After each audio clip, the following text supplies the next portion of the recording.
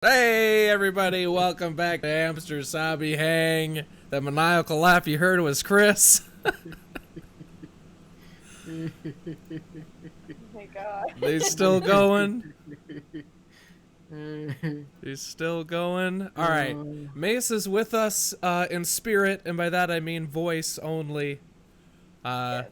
Little under the weather, but being a trooper, so she's off cam, but still here to sass. I'm okay. I'm over the weather. I just have a swollen face and don't want to show it. Well, that's good news then. I'm glad that you are with the weather. Yeah, I'm weathered, but I'm here. Good.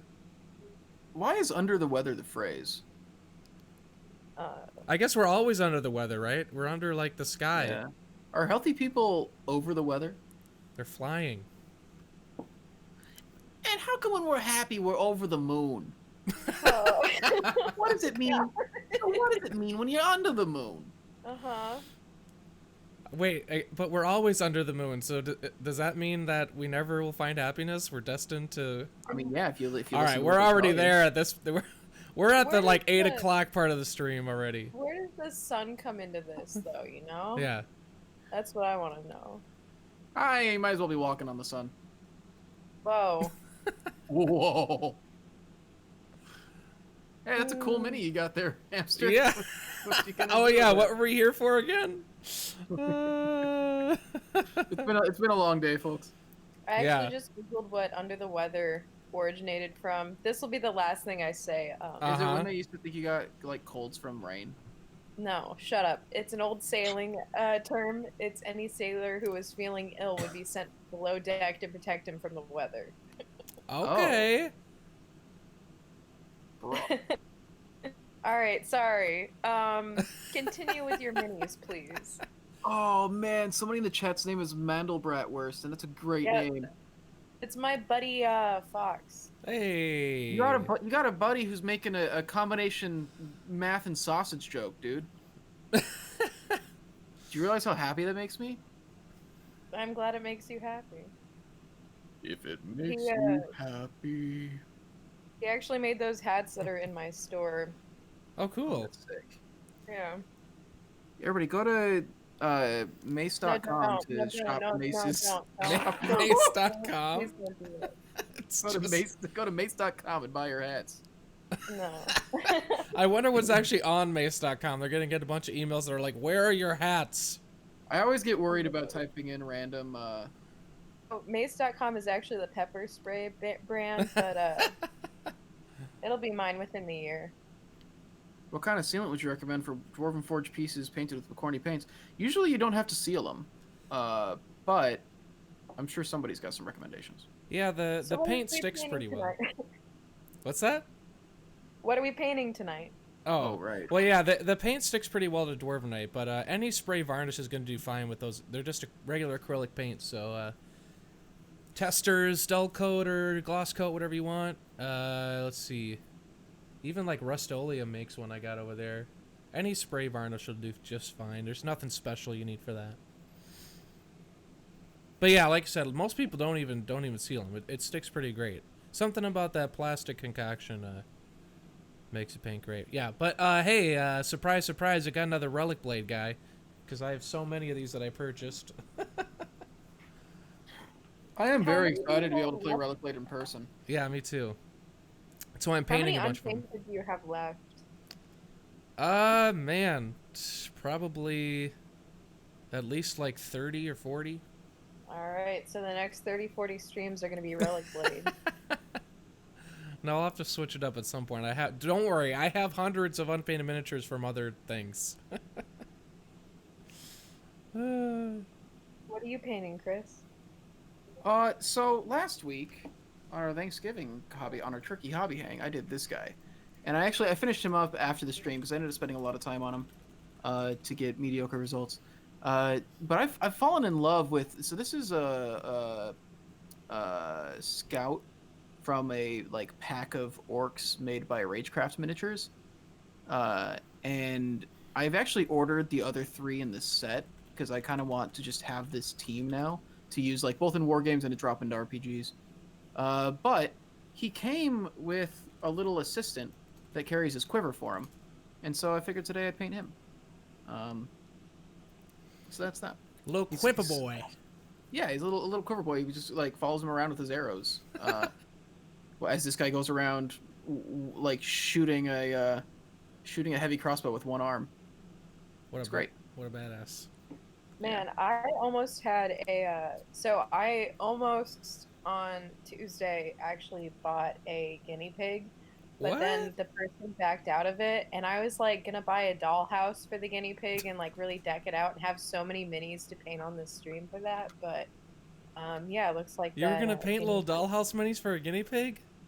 Yeah, I was like, I had the dollhouse picked out. It was huge, and I was like, I had so many like Pinterest boards going, and like my whole Etsy wish list on it. But then That is the cutest person- thing I've ever heard. I might still get a guinea pig because I really want to do it. But like an hour before I was going to go pick them up, they were like, "Oh, sorry, like I don't really blah blah blah blah blah." What, So they You know decided what? to You keep re- it? you really shouldn't just jump into getting a guinea pig either. Maybe you should get another pet kind of like as a test, to see if you can handle having a guinea pig. Right. What's you can just the pick up. what's the Yeah, so test for the you guinea should get- pig? Yeah, so you just gotta go find a guinea pig pet to get to see if you're gonna be if you're my gonna enjoy it. gosh. Be careful. Like a lab rat maybe, and then test it out. And that's my guinea pig for my pet guinea pig. Yeah. Yeah. That's really what Sally is. Okay. Like my cat is just a guinea pig to see if I can actually handle taking care of a guinea pig. Brat says get a regular pig first. That's probably the best test. Yeah. Then you We get have the those G here. pig. Yeah, we have those here. Get You the don't even G have to, like- pig. You're Oh. allergic to piggies?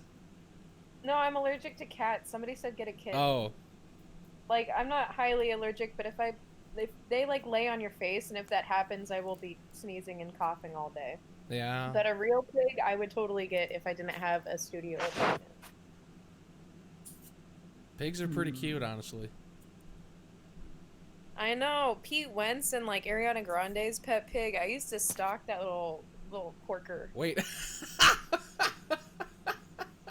Well, That little porker. Peter Porker. Wait, Ariana Grande has a pet pig? Yeah, she and Pete Wentz. I mean, were married Ariana Grande's together. assistants have a pet pig? Oh, drag her. Wait, Ariana Grande's assistants have a boyfriend? My gosh. Well, no, they actually broke up. So her Oh. people talked to his people, and they called it off. It must have been really hard on her assistants. No, Poison, I agree the pigs are cute. I also agree, unfortunately for them, that they taste good, too, so. They do taste very good. I had a pork ramen today, and I do not regret eating a pig. I think my problem is that I don't know how to feel about the fact that I probably would think a person tastes good, you know? What? Long pig? Yeah, I'm worried that like somebody might just slip me some people meat at some point, and like Would you try it just to like try it though? if I think would- knew I would not. But that's what I'm worried about. Is I'm worried that they would. So if I knew, I think telling I'd me. probably like if I was in a country where it was legal, I'd be like, yeah, why not? And I would try it. I I don't know, man. I'm afraid of opening that door. Yeah. I don't think I want to don't know. I feel like I could probably handle it, and if I can't, well, then I'll just be like, you guys got to take me out. I'm next. Otherwise, I'm just gonna cause a lot more problems here. Dust to dust. Pig to pig. I could probably be vegetarian if bacon was a plant. Here's the thing, I haven't had bacon in a long time, actually. I've been trying to get... So, like, cutting out, like, milk and going to, like, other alternatives has been, like, one thing I've done. Although I mostly just drink water and nothing but water these days, but...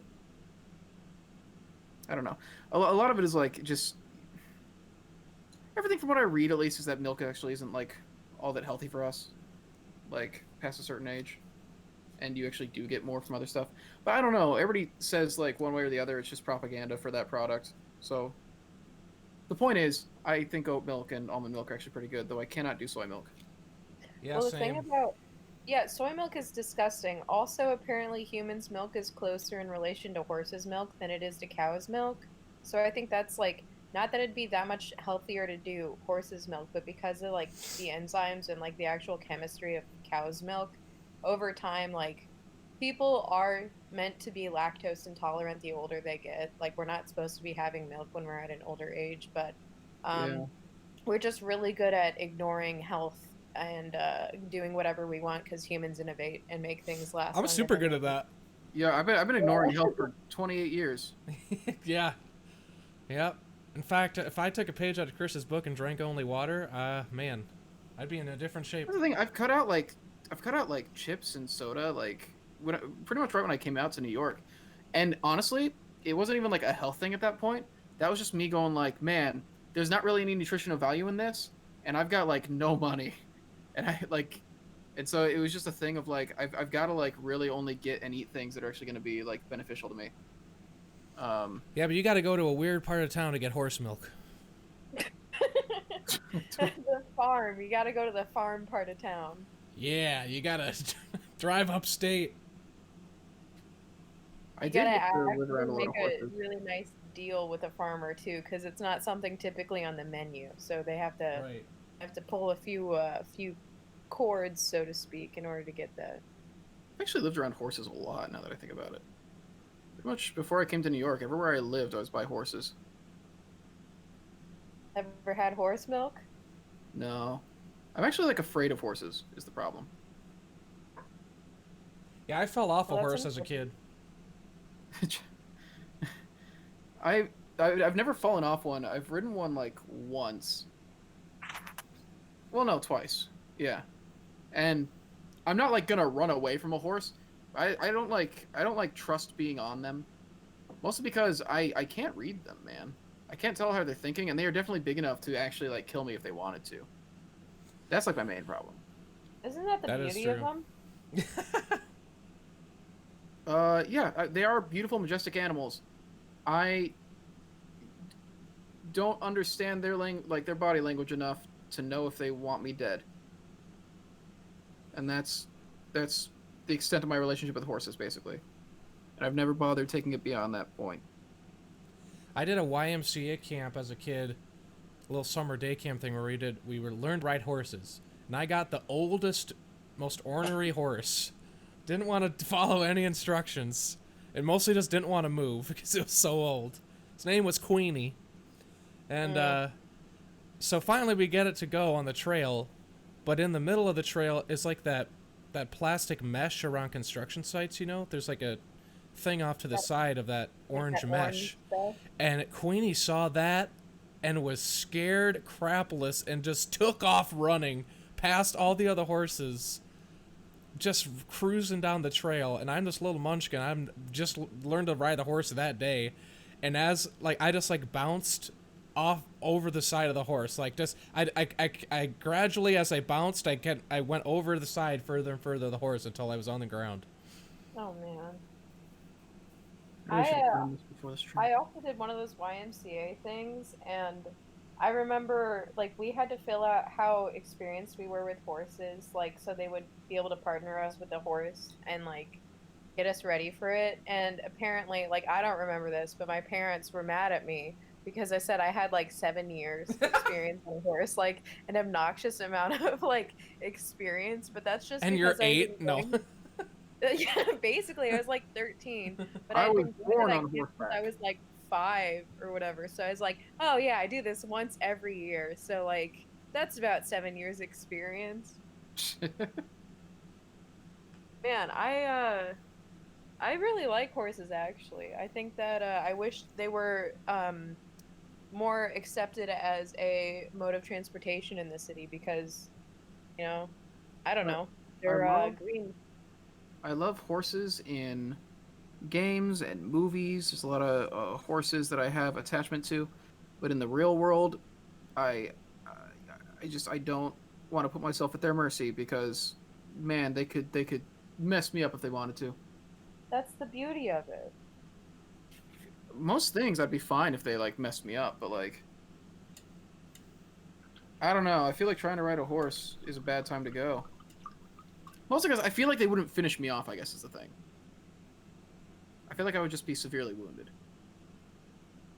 A horse apple a day. I got thrown off by a horse on my honeymoon. The teenage girls who were working there looked terrified and didn't know what to do. They were like, "This has never happened before."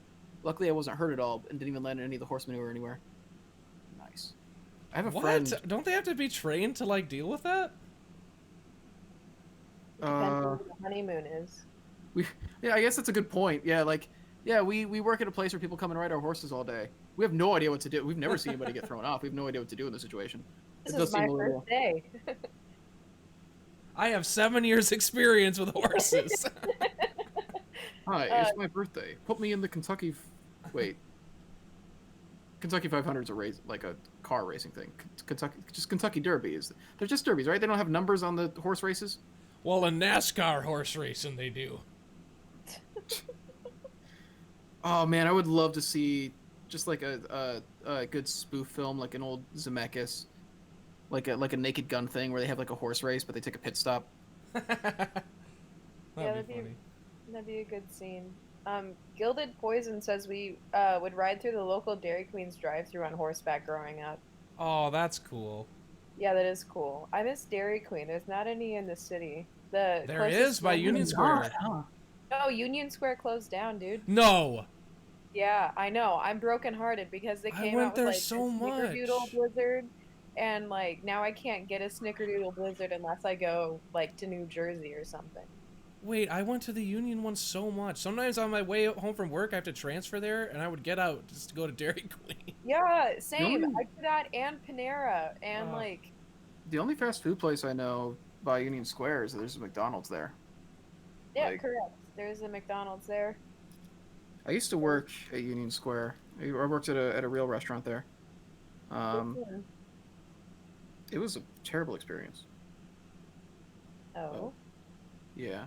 Oh, that's where the restaurant was. I remember you worked at a restaurant. I didn't know where, though. Yeah, Miles and I both worked there, and shortly after we started, the celebrity chef that owned it left the country for a while because his wife like caught him at like a party with like a bunch of other women in like a hot tub or something. And so there was like this big scandal around him and he just left. And then like a week later we were suddenly called into a meeting and it had been sold. Like the restaurant had been sold to this nightclub place. And they started like transitioning it into like a nightclub and like firing all the staff who actually knew how to serve things and just hiring like college girls to like look sexy standing around. Man, that guy So we dipped watched, out. like, it was really bad. It got really, really bad.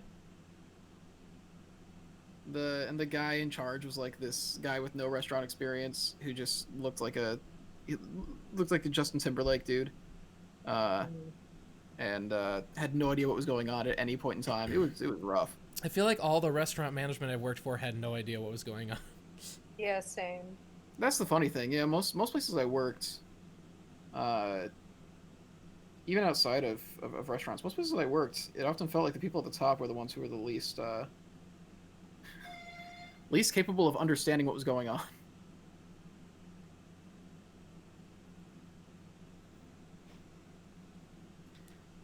There's a type of horse race that has pit stops. It's called endurance riding, where you typically go 50 to 100 miles in a day, depending on the ride. Wow. That's awesome. So how would do far are one the of pit those. stops? What, like, how often do they get to change out their legs? Let's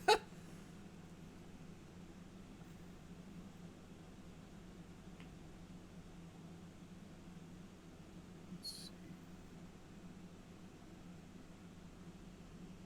Hey, no mercy. Hey, No Mercy's here. All right. Wasn't that essentially how the Pony Express worked? The brakes? I know so little about anything. That's the thing about these podcasts, is it's mostly just me like trying to fill space for a long time without revealing how little I actually know about anything I talk about. Clever girl.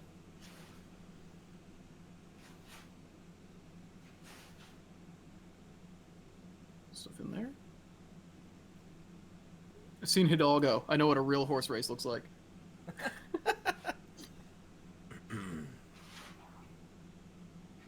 There's a lot going on outside.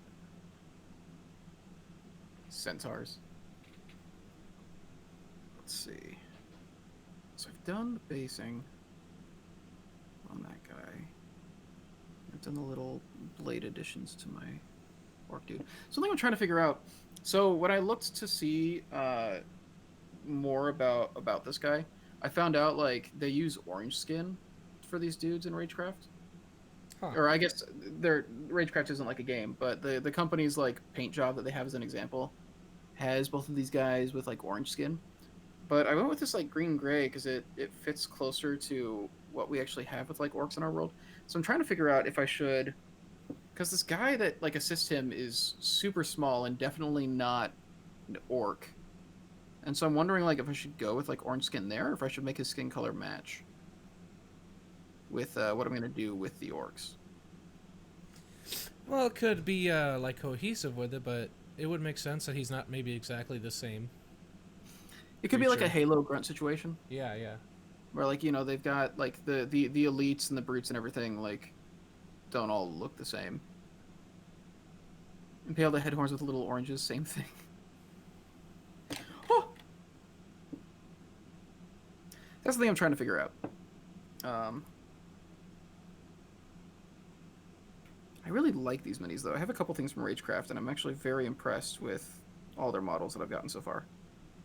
I ordered a couple more from them. Nice. I I hadn't hadn't heard heard of of them them. before. Yeah, I hadn't heard till you got them. They're based in Poland, I believe. So I've been getting them through Asset Drop, because Asset Drop just sends you a bunch of stuff from Europe to work with. And so they use like Serious Play a lot for. I got like a lot of basing materials that I want to start experimenting with. Actually, Miles used some of them at the last stream. And actually, one thing I started playing with is they sent this diorama base for examples of like how to build, how to start making bases. So it like glued together this kind of craggy multi-step base, and then they gave me some cork that I can cut up and cut up to make like more organic shapes and like Yeah, kind of love cork. hide a lot of it. That's And cork is what's on then- here. And then some winter like foliage and these rocks, and then some like white metallic like powder to put everything to like look like snow, and then these little like pebbles and stuff. A lot of this stuff's from like Serious Play, and then war bases they also get a lot of stuff from. So it's been kind of fun to play around with that stuff and kind of experiment with making little bases. The thing is though is like all the minis I make I want to use for RPGs and stuff. So actually the bases aren't really stuff. Like I'm not really doing a lot of diorama stuff. But Yeah. I think I want to make this base anyways, just to get like used to making kind of diorama bases and stuff, and then maybe I'll put some of the minis on there. I don't know. It's been fun to experiment. Yeah, I think it just adds a fun touch, even if it doesn't match what it's doing in your game or whatever. Yeah. Let's I gotta patch up. One thing I need to do, I need to learn about like sealing stuff as well. After I've like painted something to stop it from chipping. So I haven't really done that before, but some of these minis, like I'm seeing like the paint not like last in like some areas, and you get like little dots and stuff. So I need to start sealing and stuff like that. But I don't have anything to seal it with right now. Yeah, easiest thing's just an aerosol spray. Get it pretty cheap. Does it change the way that it looks at all? Like, does it put a... It will a little bit. Like, depending... It's usually either matte, satin, or gloss, which will sort of affect how colors look. Generally speaking, I'm probably going to want to go for matte with this. Yeah, generally speaking, every single thing that I've done has been sprayed with matte, and you can look at, like, how you've seen it on camera versus, like, on Instagram, and it's very minimal change. Okay.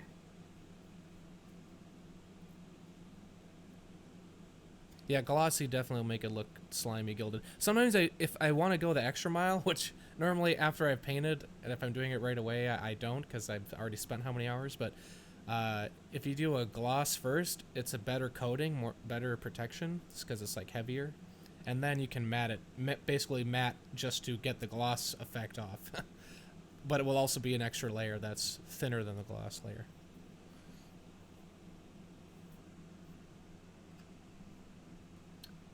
What I want to try to do is I'll try to get I'll try to get some stuff to seal this, and then I'll try to just stop him from getting touched or rubbed at all until I have the way to seal him. I think I'm gonna try mixing like an orangish gray, so he's still kind of in the same realm. Because like the half orc that I play just has straight like dark gray, black skin. So I want to keep like in the realm of like gray toned stuff. So like I like really grayed out the green on this guy. So maybe with this thing, since it's not really an orc, maybe I will go with like maybe I'll gray down an orange or a yellow or something. Let's see.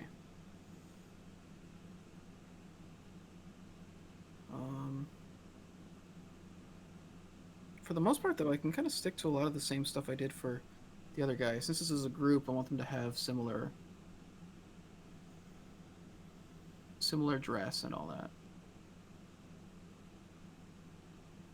Everybody in chat saying that you've leveled up, Chris. You have, man. You know, it's easiest when you're starting from like level 1, you know. Let's grab this. I appreciate it though. I mean, everybody's been really helpful. I've been watching all the stuff everybody's been posting. Trying to just better understand how all this stuff works together. Even here. Definitely what I still need to work on is understanding prep stuff better, and a lot of it's also just going to be making mistakes and learning how to fix them. Definitely.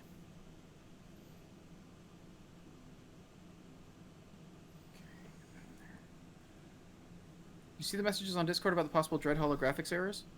I have not.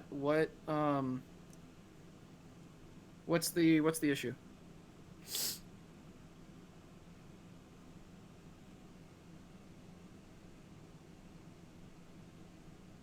Okay, let's God. Oh no, that's bad. Dread Hollow set shows 4 heavy forest tiles, 2 light forest. Possible wrong forest tiles. Yeah, I'll have to bring that to their attention and see what the deal with that is.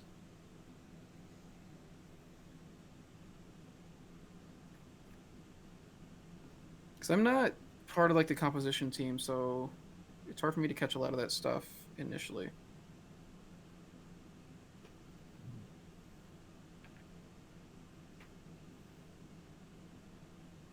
Let's see.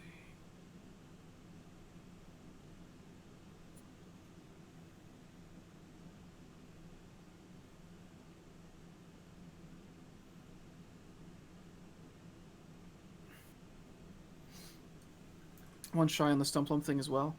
Yeah, I'll have them check those. Tyler's recording some stuff right now, so he's not going to be able to look at it, but try to get somebody on. Actually, everybody might just be off for the rest of the night. I'm not sure. We had a pretty long meeting today, so I wouldn't be surprised if people are just stepping off till tomorrow. Let's see. Yeah, that'll work. Is there anything else I wanted to do? Oh, right. I need to glue the blades on this guy. Who's messaging me? Not ours. Who dares message me? Somebody posted in a thread. Yeah, it's fine. Cool. Should catch you about it before the early restock tomorrow morning.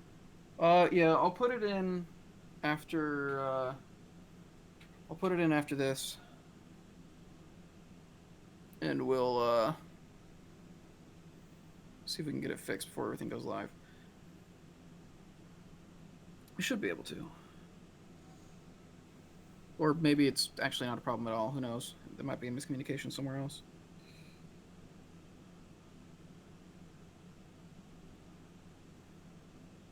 Okay.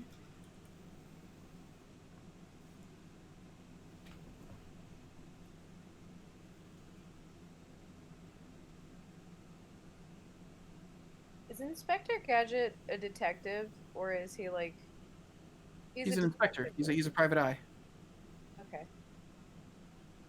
Which I guess, yeah, is a detective, but like, you know, he's not working. I don't think he's working for law enforcement. He doesn't work with the cops, right? He works like parallel to them at best. Was he a cop before he became a gadget? Yeah, it's a question we've all got to ask ourselves at some point. Am I a gadget or am I a man? Don't sing. Let's see. I'm trying to stump on the thing. I heard he kills cops and eats them? That's what I heard too, actually.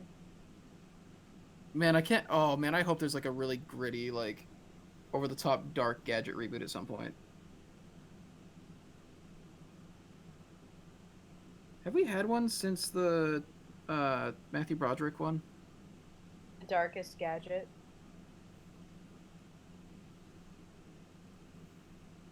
Yeah, have we had like Gadget another? Returns. To gadget, to inspector. Wait, Inspector Gadget. It's a ghost gadget. Oh, that's good. Inspector Gadget. I hardly know her.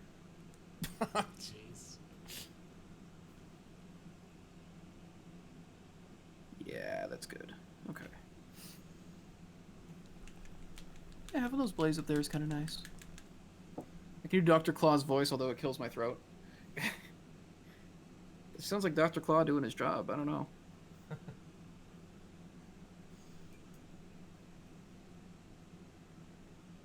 Okay. I'll need to put another wash over him at some point, but for now, that's good. Let's, try to make some good skin tone for this guy. Which, we'll start with a base of gray.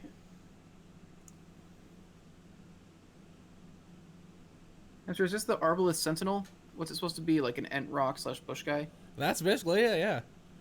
Ent Rock / Bush guy is pretty much it. He's got some fungi on his shoulder. And he protects the lost wood. Ah, shoot, that's the wrong. Well, can't pour it back in.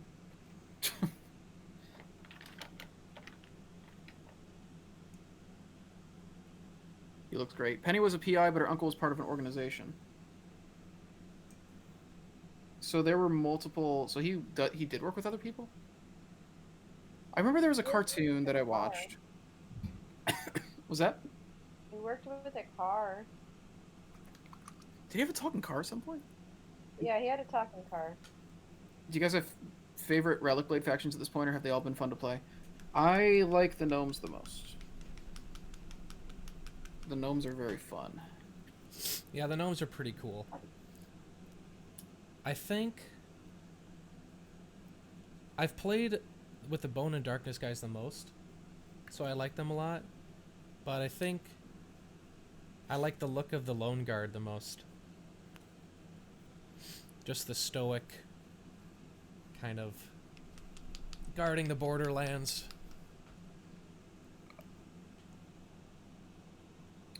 Chief Quimby was Inspector Gadget's boss. Must have been before he got elected mayor of Springfield. Quincy. He said Quimby. Oh, Yeah. no way. Yeah, that was before he was elected mayor of Springfield. Oh, well, he did a horrible job in Springfield. Yeah, well. Oh, yeah, What do they you do expect? have the same name. That's insane to me. I mean, it is a last Looks name. like Dr. Phil. It is a last name, so I'm not terribly. How many people have you met in real life though that have the last name Quimby? I don't know, man. Because I've met 0. I don't know. People are always surprised by my last name of Miller. I've never met anyone with that name. I've met a lot of people with the last name Miller. Same thing with Chris. Like, I've not met another Chris in my life. Okay.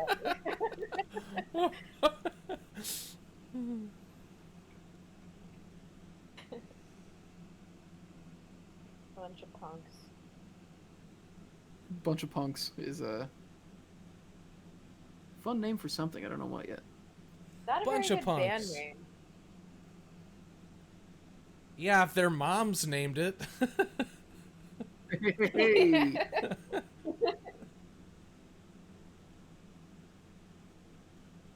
It's a math rock band. Math does rock. Thank you. Math rocks. Let's add a little yellow to this. Did you say thank you? Are you Math? I did. Are you Math I am Griffin now? Math. Yeah, I am. I'm Math Griffin. Mathy. Mathy. Matthew Griffin. Oh man, yep, that's me. Do you normally start with painting the highlights? I have no mini painting experience. I'm doing something weird. I'm basically gonna slosh it up with a bunch of washes and the highlights are just to make sure there's some definition, and then I'll get into more detailed highlights later. So I guess the shorter answer is typically they're last, but to get a little interest going, I'm doing some low precision sloppy stuff. So I just did some quick sketchy strokes over the details to make sure they're visible, and then we're gonna slosh this guy in a bunch of washes, and then we'll start real highlighting.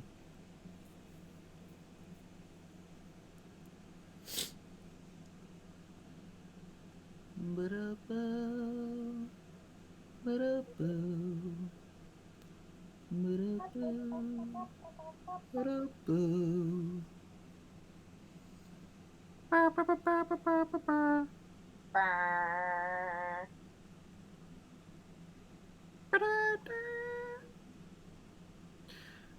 Do you think Rocky would be nearly as iconic if the music had been disappointing?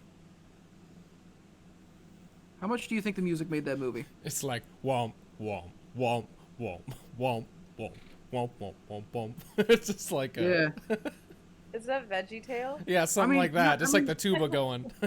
I mean, not something like comedically bad, but like just like a very like generic like film score. You know, where they just got like somebody fresh out of like film school to do the composition, and so it's just extremely by the book. Yeah, probably not.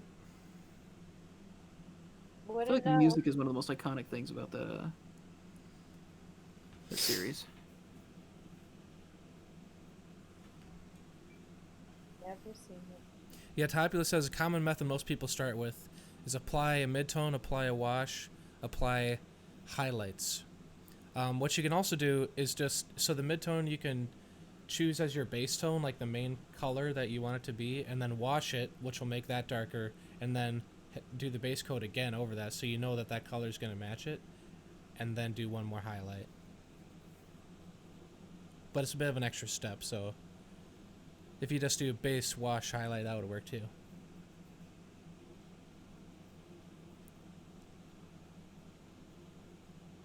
I think, is he wearing full hand gloves here, or is he wearing? Let's see. Pants.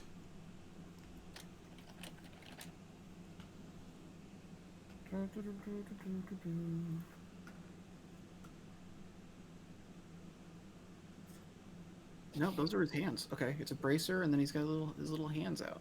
Excellent. So slap the skin color on there as well.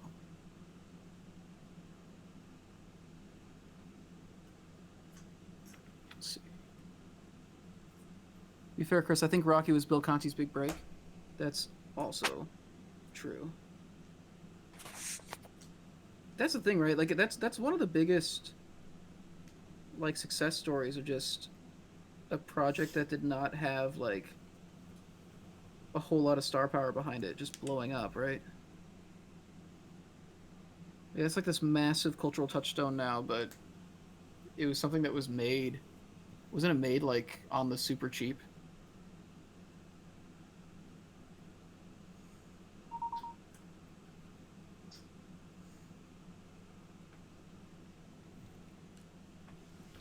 Have you guys seen Over the Top? With Sylvester Stallone. Yeah. You gotta go over the top, Dad. Yeah, it's a good movie. It's a very easily memeable movie, but it does have a lot of value outside of the memes. No, no, I it's think just I think it, I memeable. think I think it, I think it gets overshadowed by the memes though. I don't think that there's anything else going on besides the memes. I think it's quality because of the memes, but I really Personally, do wonder. Like, I feel like a lot of the same sort of like you know how themes keep like recycling, like zombies came back in 2007 or whatever after like having been big in the 70s and like so on with vampires after like I don't know, whatever 20 years or so. I'm waiting for the convoy theme to come back or just truck movies to make a big break again. that's fair. That's me. I guess what I'm worried about in that respect is like our culture is shifting so much to like this eternally online thing. I don't know how much those kinds of movies are gonna resonate with audiences very far from now. You know, Sad. I mean, we will have truckers, but I don't know. Like, We have more truckers now, I believe, because of Amazon. Like, I think that it's made it so that it's become a really common job. we do. I guess I don't know. Like, I think about it, and I feel like we're gonna start just seeing movies move more and more towards, I guess, more isolated stories and settings than that. Is it 2020? Chris must have recently read Ready Player One. No, I haven't. Although I do have Ready Player Two sitting behind me right now. I read Ready Player One a long time ago. What did you think of the movie? I didn't see the movie. I didn't really care to. I didn't really like the movie. I heard it was better than the book, and I believe it's better than the book. But Oh man, really? I think it was horrible. I mean, the book's not great, but the movie's really bad. I don't know. I thought the book was pretty bad. Oh, I'm not expecting much better out of the yeah. second, but I had to get it because I need to know. I need to know because this is the stuff people are going to associate with me for a long time. Let's see. Only good thing in the movie is the Gundam. So here's the thing, though. I could just go watch Gundam, and in fact, I think I will. I'm just going to leave the stream now. All right, peace out. It was just for naps anyway, so That as is the long as you thing. got your nap. I'm trying very hard to not be actively tired on stream, but it's been a long day. It is. Second book was worse, Armada. I never read Armada, but yeah, I didn't hear great things about it. I just don't. I don't know. I don't want to rant about Ernest Cline and everything I think about him right now.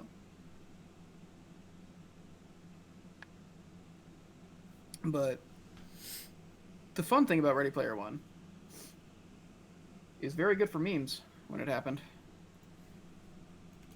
Uh, Photoshopping all my VR friends and just taking them out and like their VR stuff and just putting them standing there with like a VR headset on, like with the screenshot of like the characters standing with all the references. It was pretty fun. But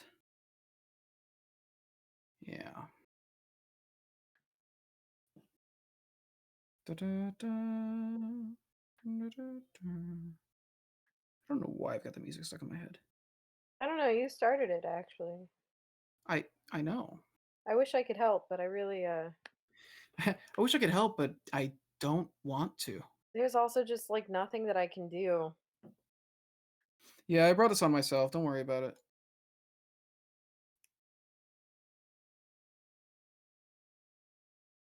Why is this one so hard? The cat has sat on me, so I had to stop painting my Chaos Knight.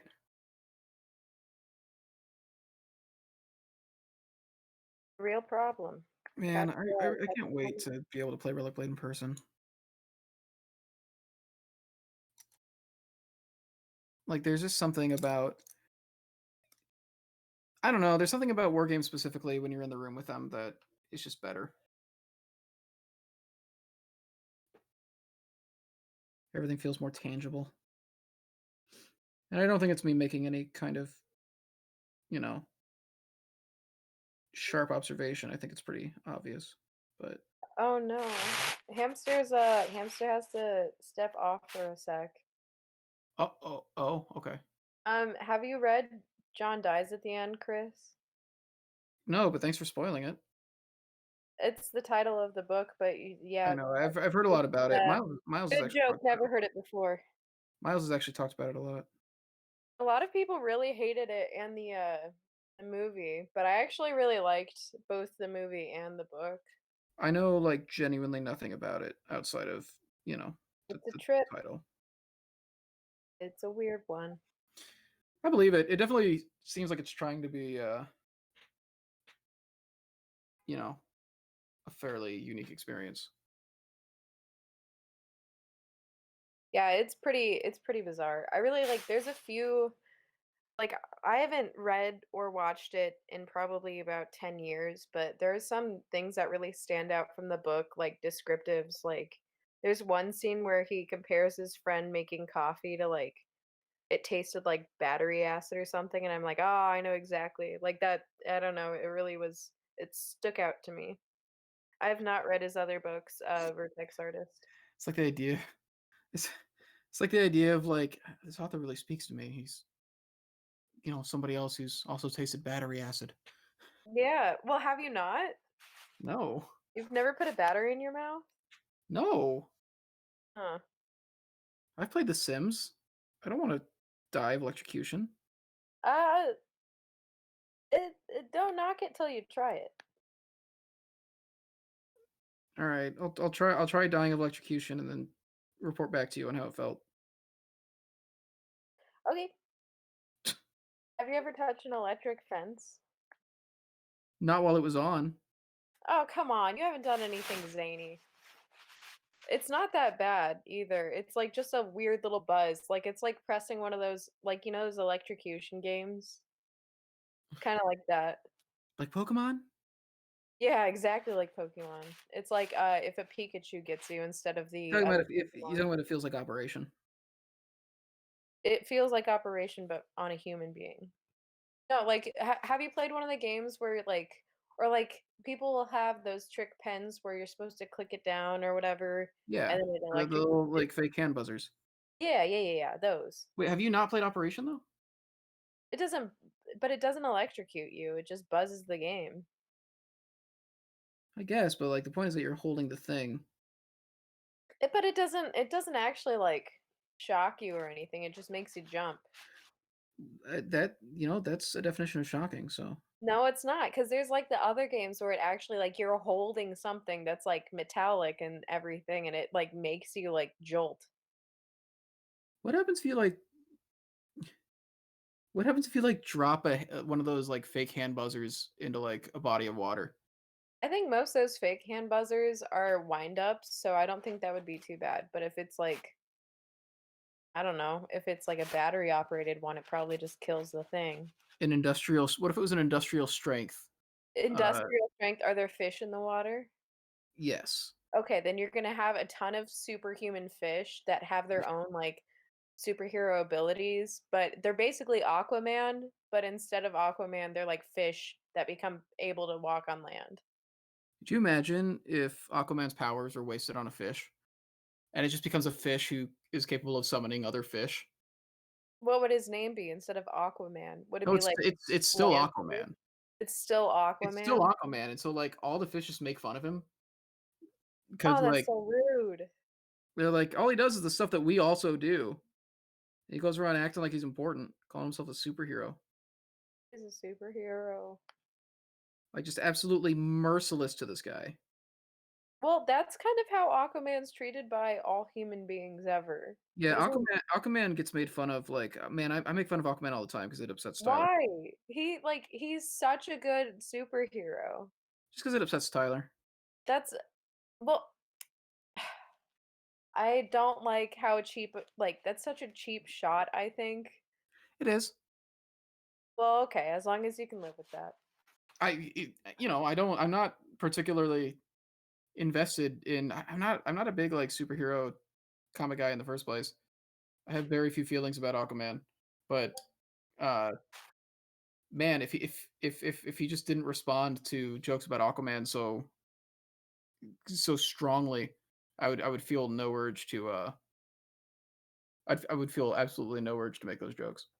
Man, so I love Tyler and all, but I feel like he reacts strongly to almost everything. Why do you have to bring Aquaman into it? Yeah, why does he keep having feelings? Well, why can't you just leave Aquaman out of it? I'm sorry, I don't get to Yeah, how choose. dare you? Other people have feelings about Aquaman too that aren't just Tyler. You just think Jason Momoa is cute. I really If we're being don't. I real. haven't even seen that movie.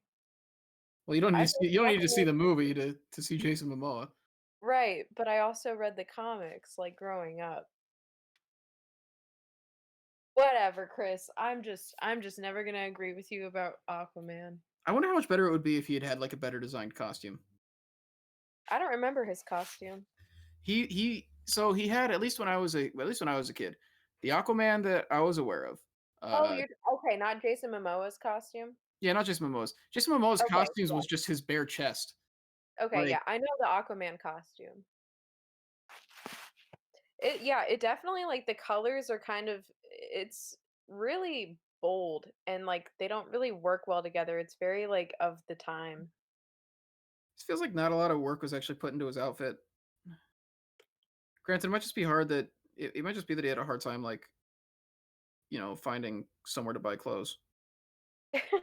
Yeah, it has nothing to do with the designers or anything like that. It's just the shopping malls available around him. There's just not a lot of options for buying clothes down there. What's so crazy is that's actually the very first comic book is him going around and finding his outfit. Trying to find the best spandex to be an Aquaman in.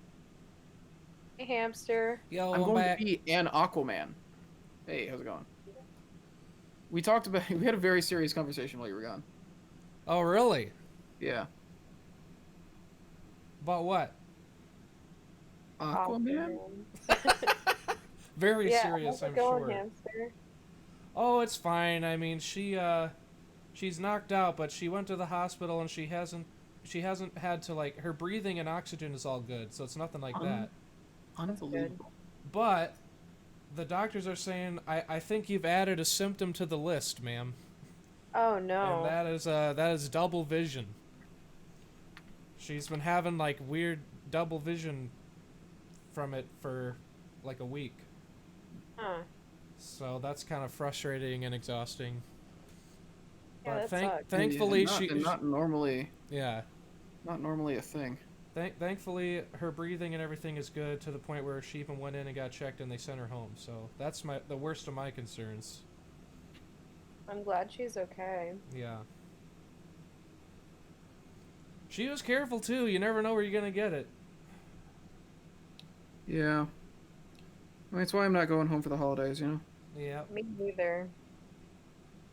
Especially because my mom's having her own health issues right now. So it's just a thing of okay, so odds are you're gonna be immunocompromised, and Right.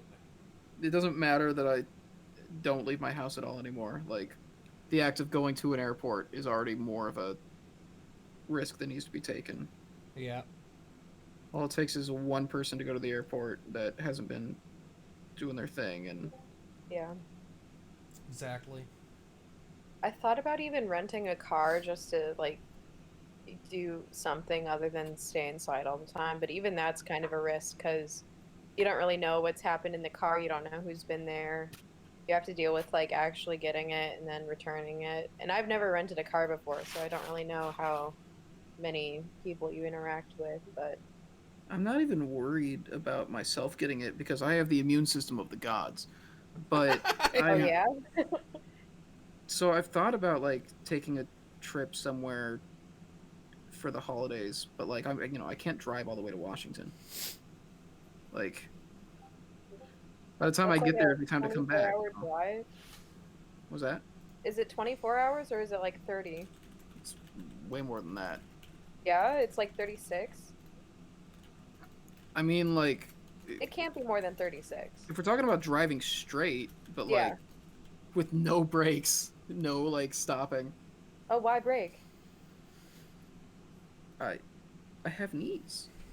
I thought you had the immune system of gods. Like, what I have the needs immune does a system of a god god, have? but I have the immune system of a god, but I still have the metabolism of a little boy. Aw. Yeah. Like I can't. Apparently, Arizona to Washington is 22 hours. So Washington to New York's got more than that. I drove from Washington to New York when I moved out here, and we did that over like a week and a half, like making stops in some places and stuff. We took our time doing it, but like it was a Oh, it's lot like of time on the 52 road. hours. Well, you could always just do a little pit stop in Iowa. A little horse pit stop. A little horse pit stop. See, a drive to Iowa seems doable. It's that's 18 hours. Good lord. Still doable. It's one awful day, Yeah, that's true. Yours but is then it's like over. almost 2 days, so. That's basically what Miles and I did when we went to the film festival for Uncle Gareth, the short film bit. Good film. Thank you. Here's your $5. Um, the short film that I wrote and directed that Miles starred in. And the first Kickstarter I ever backed. Oh, that's exciting. I think it was the first one any of my family back too. They weren't really aware of Kickstarter or how it worked when we did that. Uh, yeah, when we went down to South Carolina for the first festival it was in, it was one just awful day of travel there, like changing between 3 different buses and all that. But then it was over, and we were there for a week, and it was nice. That one day really sucked, but I imagine that's what the drive to Iowa would be. It'd be one day that really sucks, especially if you're alone. If you're Well, I alone, think, it's even rougher. yeah. I think that, so like, my whole thing is I haven't been on a road trip in maybe like 7 years, and I really miss road trips, so I kind of want to like, either I would short term buy a car and then sell it again, or I would just rent a car for like, I don't even know, a month or something. Just haven't been on the road, but there's nowhere to go either, so it's kind of like, what's the point of a road trip if you can't stop and actually enjoy things? I'm like afraid to drive anymore. So I've barely driven in my life. Like I have my license, but I came out here and I barely drove. I didn't really drive much back home at all. I have very little actual driving experience. And with how long it's been, I'm like, what if I've forgotten? What if I get out there and I'm on the highway and then I realize I forgot how to churn? That's not gonna happen. But like I understand the fear. I've because had that it's a bad fear. place to realize that you don't know what you're doing. Well, it's like I've had that fear too when I was driving around for when we were at Gen Con, but like not to be cliche, but it honestly is kind of like riding a bike where you kind of just get the hang of it again. I just would But want to be yeah, able I to like understand slowly like like I would just want to be able to like slowly wrap myself back up. I guess is the thing. Yeah, I will say I'm a much more careful driver now that I only do it a few times a year. yeah, When I me go back, too. I'm really nervous. I haven't had a speeding ticket in a long time. Used And to I get them used to all have the a handful. Yeah, I've had several speeding tickets. It's kind of my claim to fame is how many they had. Like my friends notoriously think I have a lead foot, so a lot of the times I'm not the person driving places, which is kind of like a blessing. So not too mad. That was your long con. You're like, I just gotta rack them up. Exactly. I just Nah. gotta go so fast, and then I don't have to be the designated driver wherever we go. I think that's the most quintessential like coming of age experience I've missed out on. Not like getting a ticket, but like Yeah, that the sucks.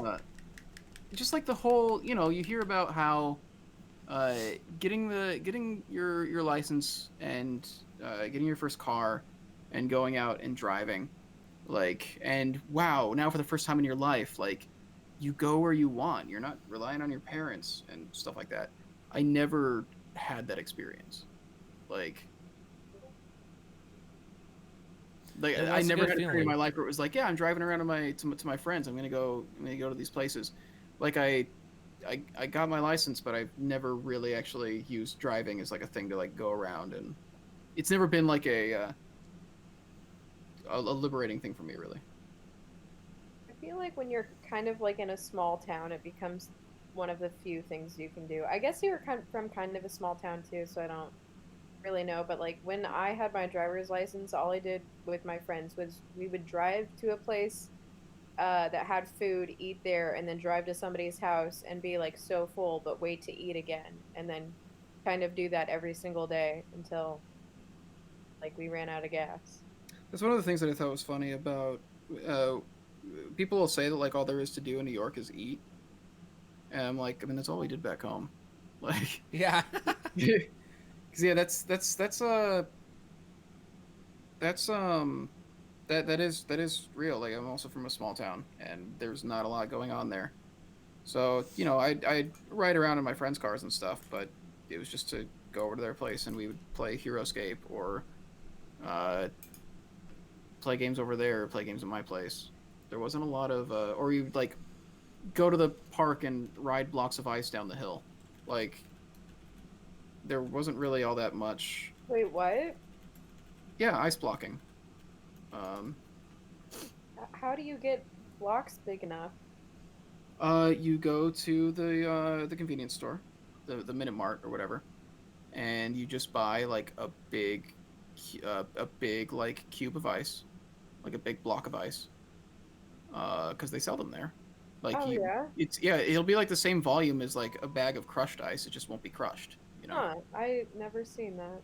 Yeah, and you get a bunch of that, and you take all your ice blocks to a hill, and you put a towel on top of the ice block, and you sit on the towel, and you push yourself down the hill, and then you start rapidly sliding down the hill on a block of ice. It's like summertime What? sledding. Yeah, it's like summertime sledding basically. Huh. And then afterwards, you take what's left of the ice and you make a holy building out of it, and you take pictures with your friends, like posing around the ice mecca that you've made. See, that's a part of childhood I missed out on. I've never ice blocked. I'm curious how common of a thing it was. Like, if other people also did stuff like that. When in my town there was an ice rink, and so they would shave off the ice rink and just shovel it into the back yard area, the grass around the little back area, and so you could sled down that hill if you shoveled it into a sled path. Huh. In my town, I guess we went rafting, and that's about it. Wait, that's We would, cool. yeah, We we'd go to like we a did creek rafting or whatever. nearby. This is like college age though, because it was more of an out like. So I'm from like the most populated city in my state, but I'm from a smaller state. So in my college town, it was like a pretty small town, and we would do was just like get some beers, put them in the river with us, blow up some rafts, and then we'd go down on the rafts. But we would get so sunburnt, and then we'd have to like organize a plan for somebody to have a car wherever we're gonna like come out of, so that they could drive us to the car that we like had initially parked to like get out and go down. It was a whole racket and totally not worth it, but that's what people did. I think I went kayaking once. Oh, kayaking's awesome. Yeah.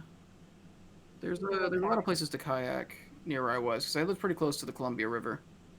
Um, and the Cowlitz was also right there. And you could go kayaking both of those places. Uh,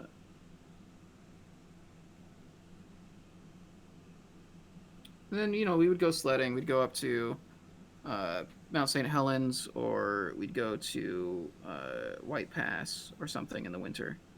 And there's usually pretty good sledding around. Never actually did snowboarding or skiing though. Oh man, I wanted to try snowboarding so bad, and the only time I had the opportunity to go skiing, like their boots, okay. My calves are pretty thick and their boots were not fitting on my calves and it was kind of painful, so I did not get to That's, go uphill. Also, I have pigeon toes, that's so relatable. I Not the was pigeon toe. having a really hard time. I also have tremendously large calves compared to the rest of my body. Yeah, I don't know what it is. I figured out a couple years ago why my calves are like that actually. All right, what's up? Uh, so when I was very little, like literally before I turned 2, my parents ran out of money, and so we moved into my grandparents' basement, and their basement was like all cement. So as I was like in my formative years learning to walk and everything, I would always walk on the balls of my feet basically to keep my as much of my feet like off of the ground as possible because it was cold. Oh And man. so if you notice that I walk weird these days, it's because I learned to walk almost entirely on the balls of my feet.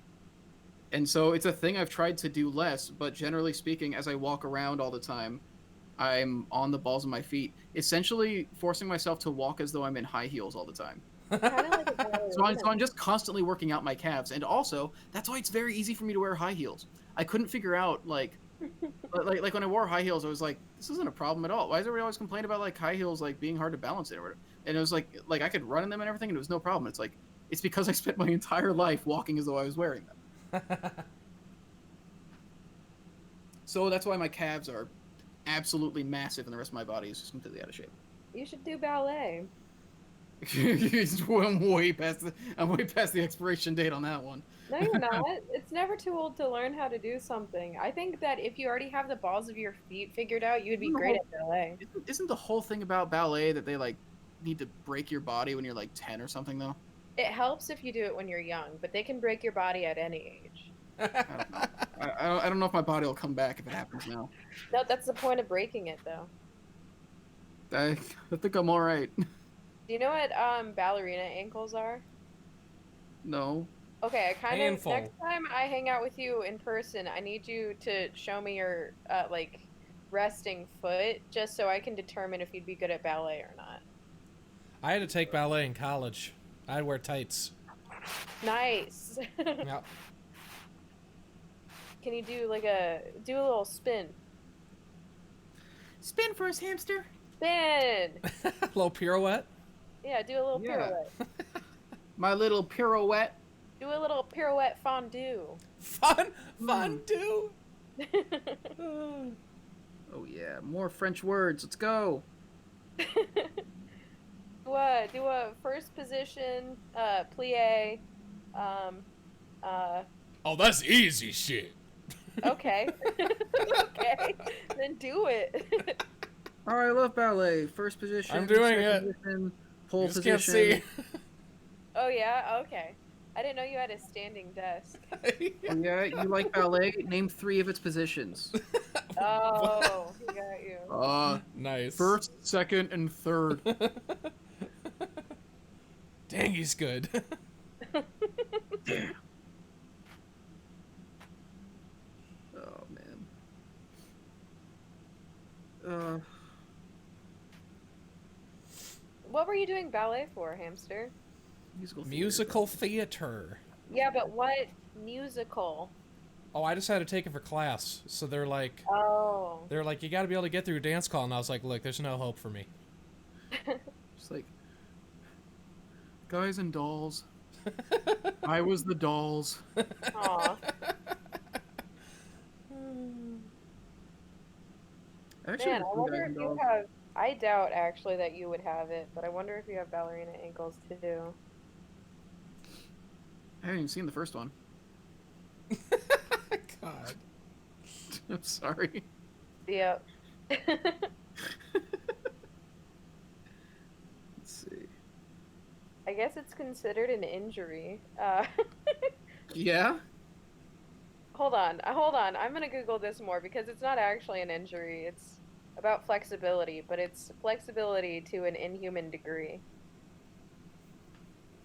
That I definitely don't have. You heard it here, folks. Ballerinas aren't human.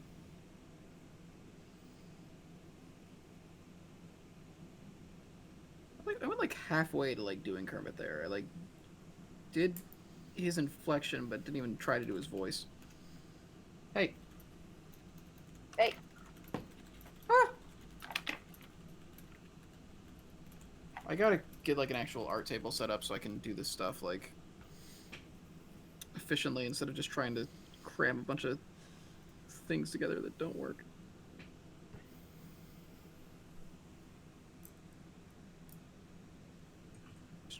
So I did something kind of crazy this time. I've been experimenting with this thing of my washes.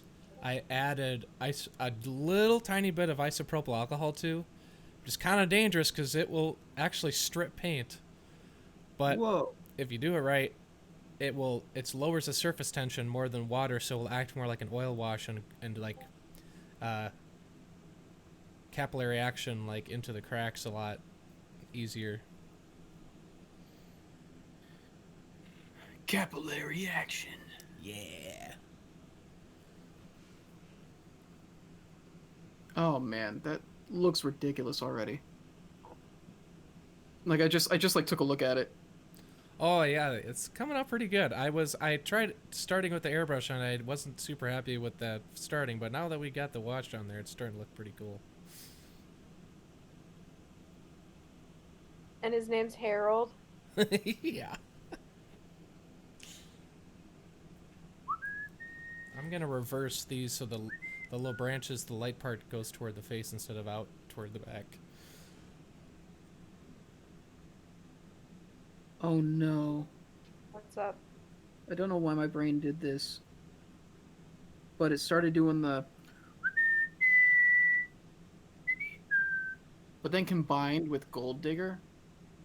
It's like ba-da-ba, I ain't saying she's a gold digger, ba-da-ba, and it like just that is now playing in my head. I I don't know why. I wonder if anybody's like made that mix. It's up to you. I don't have audio skills. You're the chosen one, Chris. Guys, finally I figured out.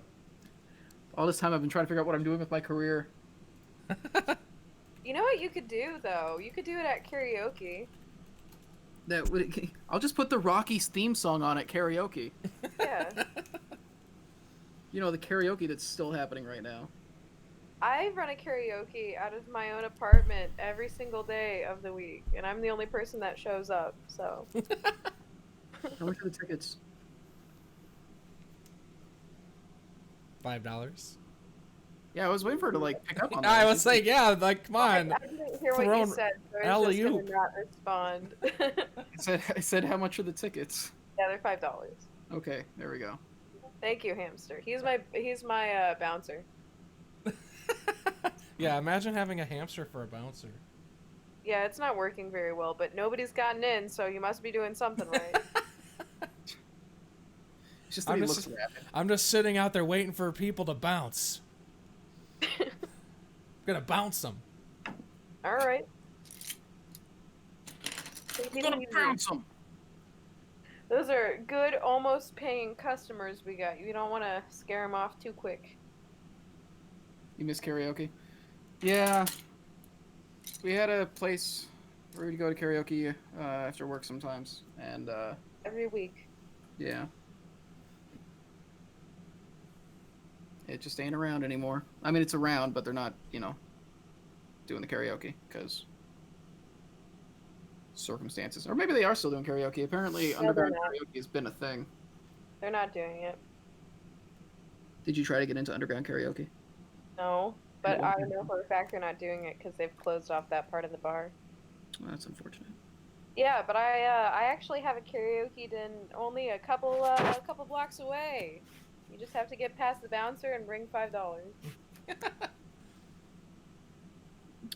Da-da-da.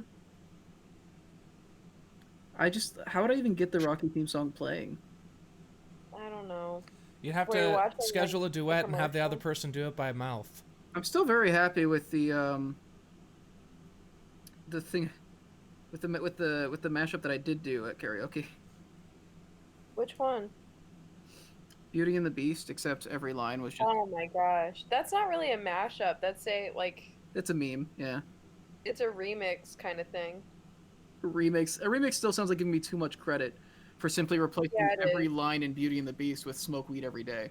It's true. What? So every line in Beauty and the Beast has the same number of syllables. Which is Parody. why there is a funny video on YouTube of somebody singing Beauty and the Beast, but every line they just sing Beauty and the Beast. So it's just Beauty and the Beast, Beauty and the Beast. You can go through the whole song like that, and it gets very funny. But then I realized it's the same amount of syllables as smoke weed every day. Oh dear. So I put on Beauty and the Beast at karaoke, and then just sang smoke weed every day for every lyric. Hey, we're getting raided by a band of badgers. Yep. Hey, man, the Badgers, thank you. I would look out. I'd look out. Welcome. I would absolutely pick the badgers over a hamster in a fight. I would too, honestly.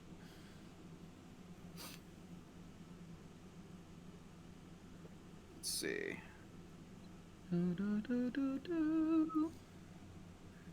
I know you like to do crocodile chop. Yeah, I do. I try to change it up though. I actually have a Christmas one too that I did last year, and I haven't been able to because it's like, first of all, we weren't in the season for a long time, and now I'm not going to be able to do it. But maybe I'll torture somebody with it. But I mash up "Creep" by Radiohead with Mariah Carey's "All I Want for Christmas Is You." Oh, I've heard that. I've seen you do Yeah, that. it's good. Yeah, that's good. I like that one. So the question is, which music and which one is the lyrics? "Creep" is the lyrics. Music is Mariah Carey. Interesting. Can you guys ever paint some of the fiddly bits of Dwarven Forge pieces? When we have them. I don't have any fiddly unpainted Dwarven Forge. I have Hellscape terrain I need to paint. They'll definitely show up on some stream or video, probably YouTube like video or something at some point. I mean, Joy of Dwarven painting, we generally focus on doing like the terrain. But like, Yeah, doing I've been something wanting to covering- put in a vote to do some of the other things that don't have videos, Yeah. but I haven't thrown that into the pot yet. I know some people have asked about like. I know we've gotten requests for doing like the mushrooms and the crystals from Caverns Deep, but even just like doing some of the dressing, because there's no clear instructions for like the dressing and stuff like that, because Yeah. it's they don't have unique or they don't fit into like the rest of the paint scheme, because the whole point is each of them is supposed to stand out. Right.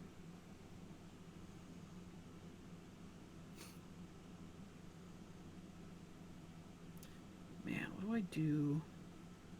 I'm gonna use the gold for his bracers and stuff, actually. Yeah, let's do that. There isn't. There's like figured out. Yeah, it'd be nice to increase the resources that we have available to cover as much of our product as possible. But there's so much of it out there. We have like homework months coming up. It's just kind of hard to record those videos. Like we could do it as a stream easier because we don't have to be in office, but recording a video for it's a little bit more challenging. But then there's always the option of just like saving the stream onto YouTube and having it like that. Yeah. Yeah, we could do that. But yeah, it's tricky. To rock around. To rock around, that's right on time. It's tricky. It's tricky. Tricky. Tricky. Tricky.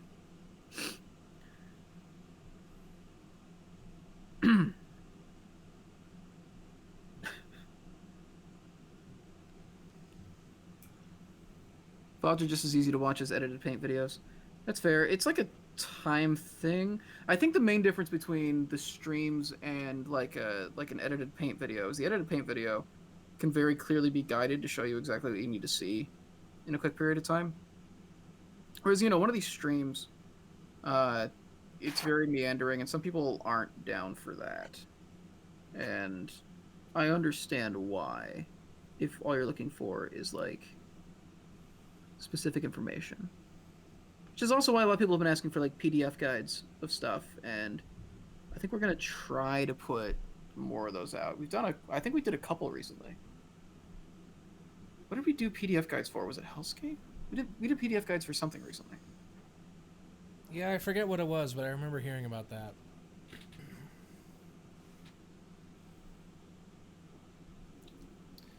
I generally can't remember what it was.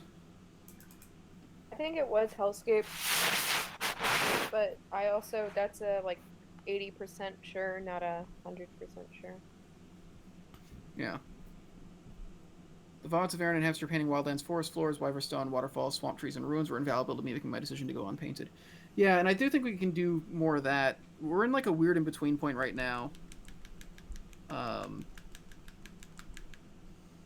And the hardest thing is Hamster has the ability to stream from home. Aaron doesn't really. Yeah, that's kind of the only reason this stream exists, honestly. Yeah, the reason this stream exists is because Hamster and I both stream outside of this, so we like have the gear to run streams. And so since he's like, one of the main painters, it means like, hey, we've got the resources for him to actually run like a painting stream that could be helpful to people. But like doing like higher production streams, for Wildlands, we just all quarantined and like buckled down. And but then once the Kickstarter was over, it was like, okay, we can't really keep taking these risks. And we were lucky, nobody ended up catching it through the whole Kickstarter. But I guess that was also largely because, yeah, like we weren't going anywhere except home in the office for months. So, yeah. Yeah, we're still trying to figure out what the workings are gonna happen while the virus runs rampant. Yeah, because we're having to develop the next Kickstarter now. Because you're right. Basically, like during the Kickstarter, we kind of decided to be like, everyone be safe, but we're gonna be hanging out together. Like, we had to. We had to, which can't be like the business as usual really until this gets figured out. So we're kind of trying to learn the new business as usual. Yeah. It was we had to make one adjustment going into Wildlands, but even Wildlands, the thing was we had been able to do a lot in person and show each other a lot of stuff in person before we ended up quarantining. So we're having to do all of the starting from scratch with this Kickstarter while we also can't actually see each other. Yeah, it'll be a challenge for sure. It's especially when it comes to like practically showing how stuff's gonna function. Yeah. I don't know. I'm happy with the way the meeting went today. I think we've got good stuff coming. It'll be cool for sure. I'm excited. Yeah. Oh, God, this bottle's stopped itself up. Guess what I was saying, if you paint some Dwarvenforge stuff on stream instead of your piles of inspiration, I'm here for it. Yeah, I think as stuff comes in too, we can do more focused streams. Painting Dwarvenforge stuff would be good. I wonder what we could do. Maybe we should just get a list of things, because we also need to have the unpainted stuff around to show as well. Which I guess, Hamster, you still have unpainted Hellscape, yeah? I have my own stuff. Yeah, I could paint some of that. I've got mine as well. So maybe that could be something we do? I'm not sure. I'd be down. Problem. So I guess that's the thing is to do like an unpainted, like how to paint the mushrooms. We would need to have unpainted mushrooms around and stuff like that. Hellscat painting PTSD stream. Yeah, you've been doing yours. All right, so that wasn't the blockage.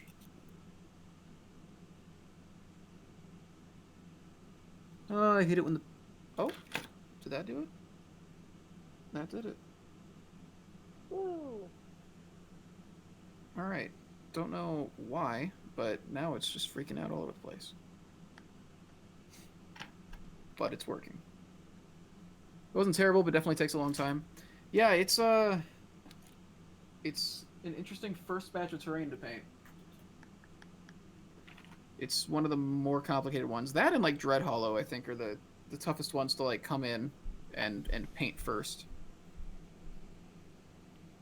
Yeah, Dread Hollow is a lot of steps. Yeah, that white stage on Hellscape is, yeah, not fun. I feel your pain. I don't know if I didn't get any of the light panels, so I don't even know if I'll do it on mine.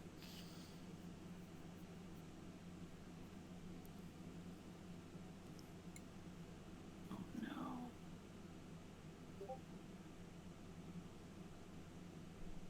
I think all of my Hellscape stuff is in Iowa, and it is unpainted, so we have that, but then it's in Iowa, so We'll just send you to Iowa on a mission. please don't. They're being worse about the virus than pretty much anywhere else. Yeah, really Minnesota's unfortunate. getting bad too. That's really, really unfortunate. Yeah. Had to cancel all my holiday plans, but Yeah, better you've been be planning safe. on going back. It's whatever.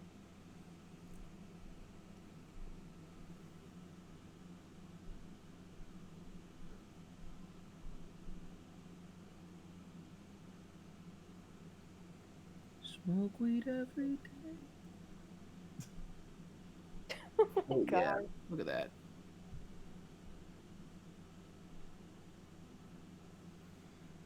Make sure you get the right yellow and red with the cracks that Aaron uses. It really makes a difference. Yeah, I've got those. I've got all the paints lined up. I just need to actually do it now. Which I just haven't found a day where I'm like, yeah, I'm gonna put the whole day into doing this. Which is the thing, is I want to be able to just have like a lot of time to commit to it. I have Caverns and Hellscape that I haven't even opened the boxes yet. Jeez.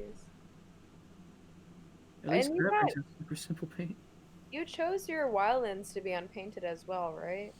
I did, because I'm a madman. What, do you use Dwarven Forge in your D&D games? I don't yet, because I don't have any of it painted. See, but you would if they were painted. Yeah, I want to play some war games on it. Well, you know what you should do is order them painted and then just do touch-ups. Who am I going to play with in quarantine? I don't know, but you did this before quarantine. Yeah, you're right. I know. It's okay, I understand, because I also got unpainted for Hellscape and everything, so I get it. I just, fool yourself once, shame on you. Fool yourself twice, shame on you. Why'd you do that? Fool myself 3 times and probably every future Kickstarter? What's that? Like, what's that all about?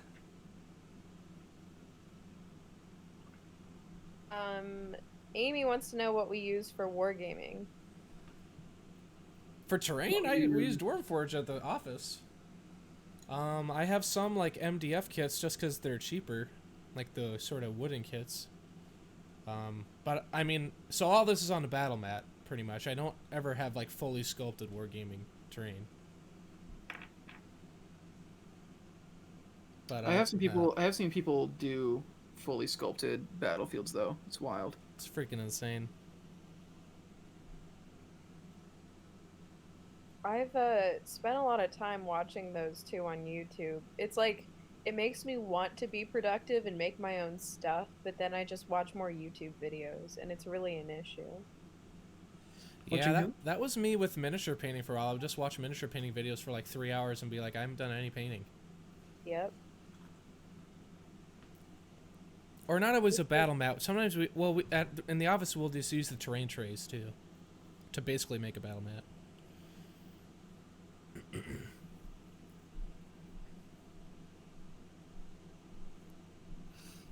Gotta hit this. It's like backwards productivity though when you do all that YouTube stuff. I feel like I do that with every project I want to start, and then I never actually do the project. Yeah, I feel like I want to like know everything about it before I start, which is impossible. So Yeah. Yeah, you want to earn the right to do the thing. yeah, Yeah.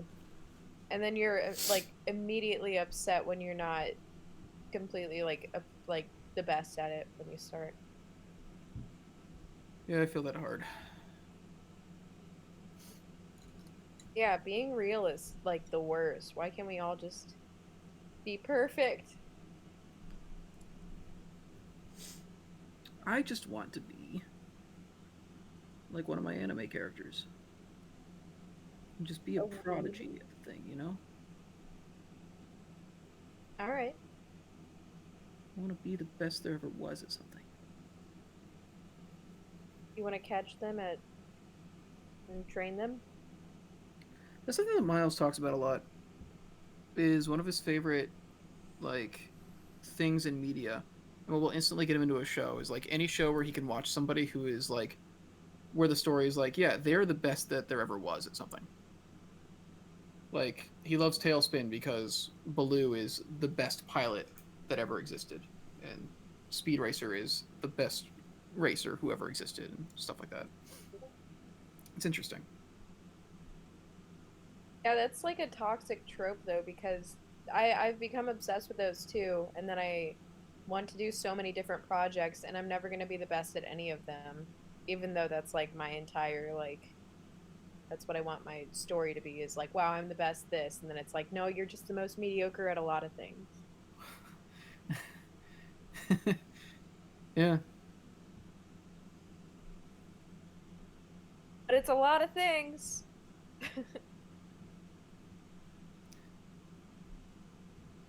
You know, I feel hard.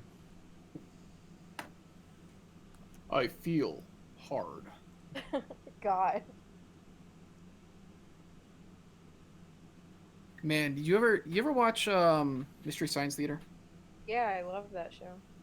I can't remember which movie it is.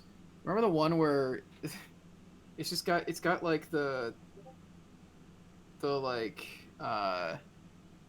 the big beefy lead, and they just spend like the entire time giving him fake names like Brick Hard Cheese and stuff like that. Yeah, I Like don't that, know that one, but I can. My dad would know. Hold on, I'll ask him. it's one of my favorite bits they ever did. Which MST3K is it? It's not the new one, is it? No, it's an older episode. You know anything else about the movie? It's an action movie. The guy is supposed to be like, I think it's a sci-fi. It's a sci-fi. God, what else do I remember about it? Big Oh, Mc. they call him Big Big McLarge Huge at some point. Yeah, Big McLarge Huge. Greg just said the same thing. Big McLarge Huge. I remember Hard Cheese being one of them, and like I can't get over Hard Cheese as a name. The point is, I made a Tortle war cleric at one point, whose name was Zap Shell Squat, and he's just that joke in like playable character form. It's Dave Ryder. Dave Ryder. Yep. Big McLarge Huge.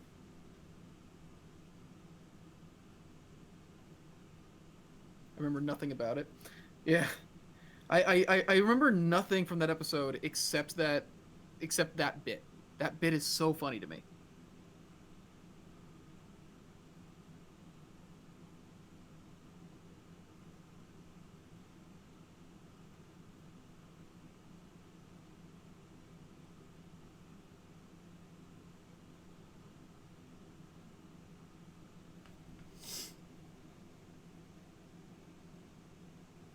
Splint hard cheese.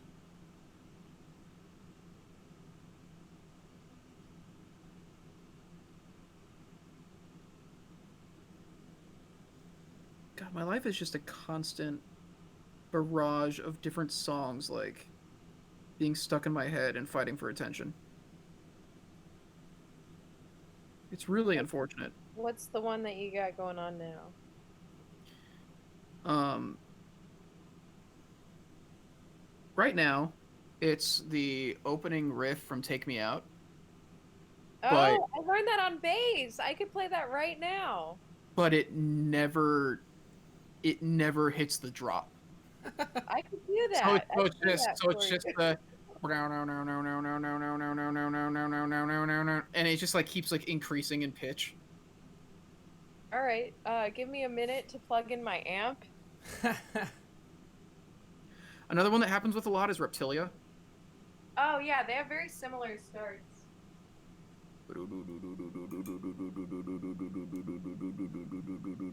And then like I'll get to the part where the guitar is like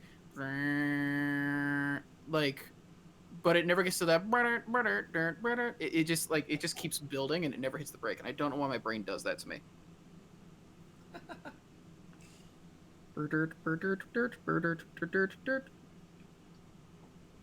So my bass is actually terribly out of tune. Seemed impressed I do have it here. by the way you walked in. Okay, you don't have to sing it like that. Your support means the world to me, Mace. Love you, Chris. You just don't have to sing it like that. Wood is on fire. I wanted to sing that one at karaoke too, but my voice, like, Reptilia. my range isn't right to do it. It's one of the only Stroke songs that I think I can pull off somewhat. I don't know why. I don't know, man. Like I never had any like vocal training of any kind. That's the part where you go like, we know. No, it's all No, I'm not BS, gonna do that. actually. I've already told that joke. I'm tired of that joke. Huh? I've already said that joke when you said that before. Oh. So I don't want to repeat it. Oh, oh, this is a skull and I completely missed that. I'm a dummy. That's really cool. Okay, I'm gonna have to do some bone white on that.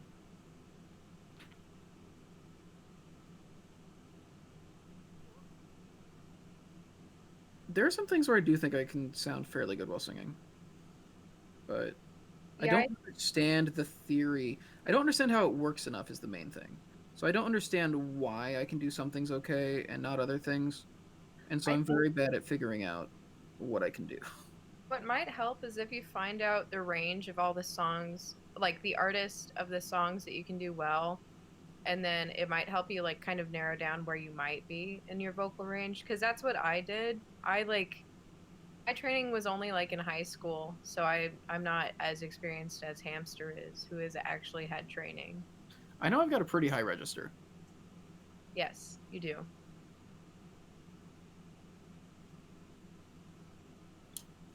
Hamster, Man, vocal quotes. You wanna chime in?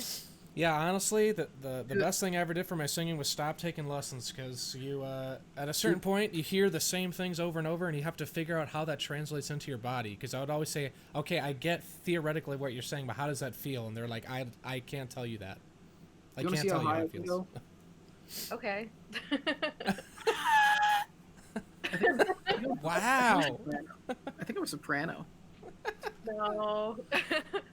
I feel like one of those babysitters that's like watching somebody that just keeps like, hey, you want to hear how high I can go? Look what I can do. Hey, mom, look. Look what I can do. Jumps off the roof. He's not even sure how they got up there. It's the only way he can hit that high E. Oh.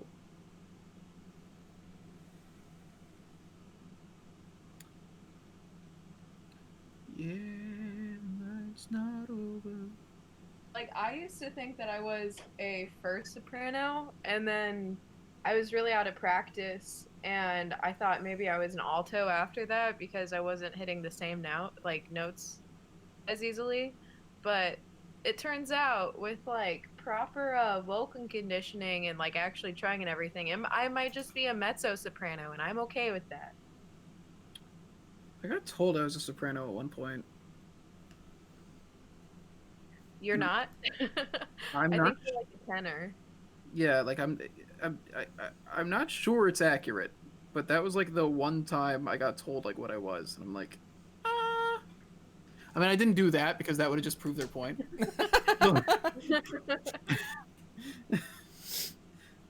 Uh,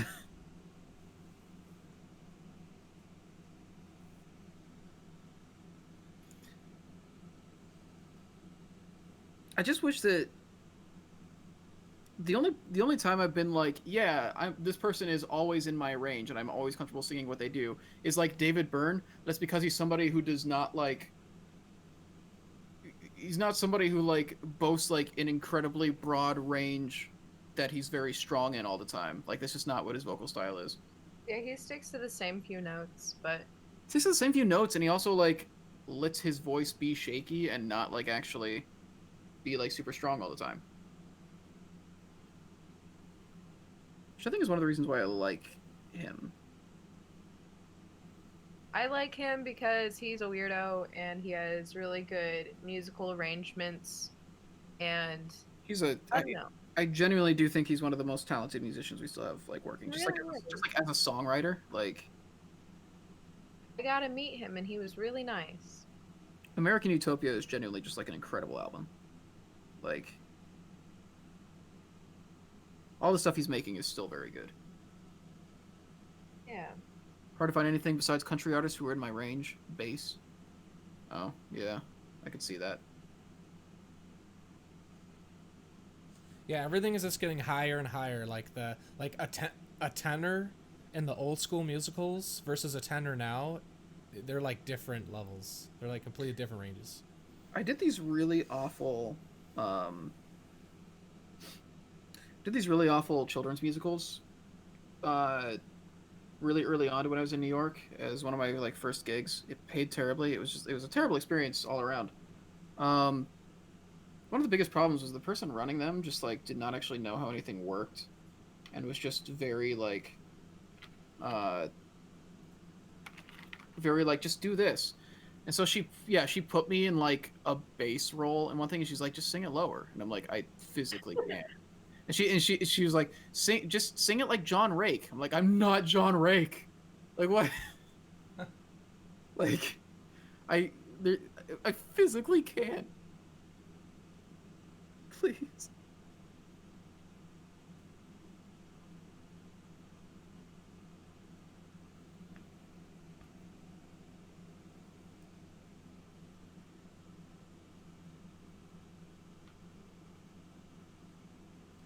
Yeah, one time, I honestly wonder if it was the same. I auditioned for these children's musicals that were just completely like. They would just like take a fairy tale like Cinderella and totally make their own version that was illegal. And Hey, where was this place? it was Hamster? like way out in like Jamaica. Hamster, this is the same place. Yes, dude. When I Hamster, this is the same yes, place. Chris. You had to like take the A like all the way to the end. Yes, Chris. Yes. I went there. They called me. Was it? I don't want to say the name of the place. I forget the name, but if you were to say it, I would know. I know the name, but If you were to say it, I would recognize it. But here's the thing: they called me for an audition, and then when I showed up, it was a rehearsal. Yep. And all the other cast, like these random kids and stuff, were there to act in it, and they're like, "Okay, here's a script. Let's rehearse this." I was like, "What? What the heck?" Yep. Nope, that's exactly it. There's no quality control. There's no actual art going into it at all. It's purely like, how do we rip off these kids?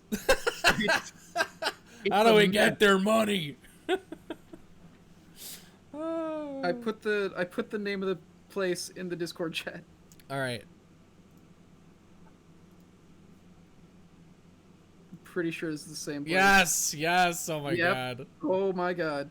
Was it? Okay, what time? What time?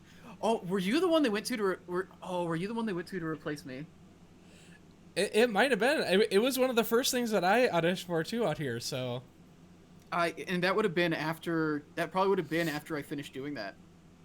Did you actually do any of the shows or? No. Literally, they called me into audition, put me into rehearsal, and said, "Okay, great. The next rehearsals are this and this date." And I emailed them. I was like, I'd never signed up for a job. I came to audition.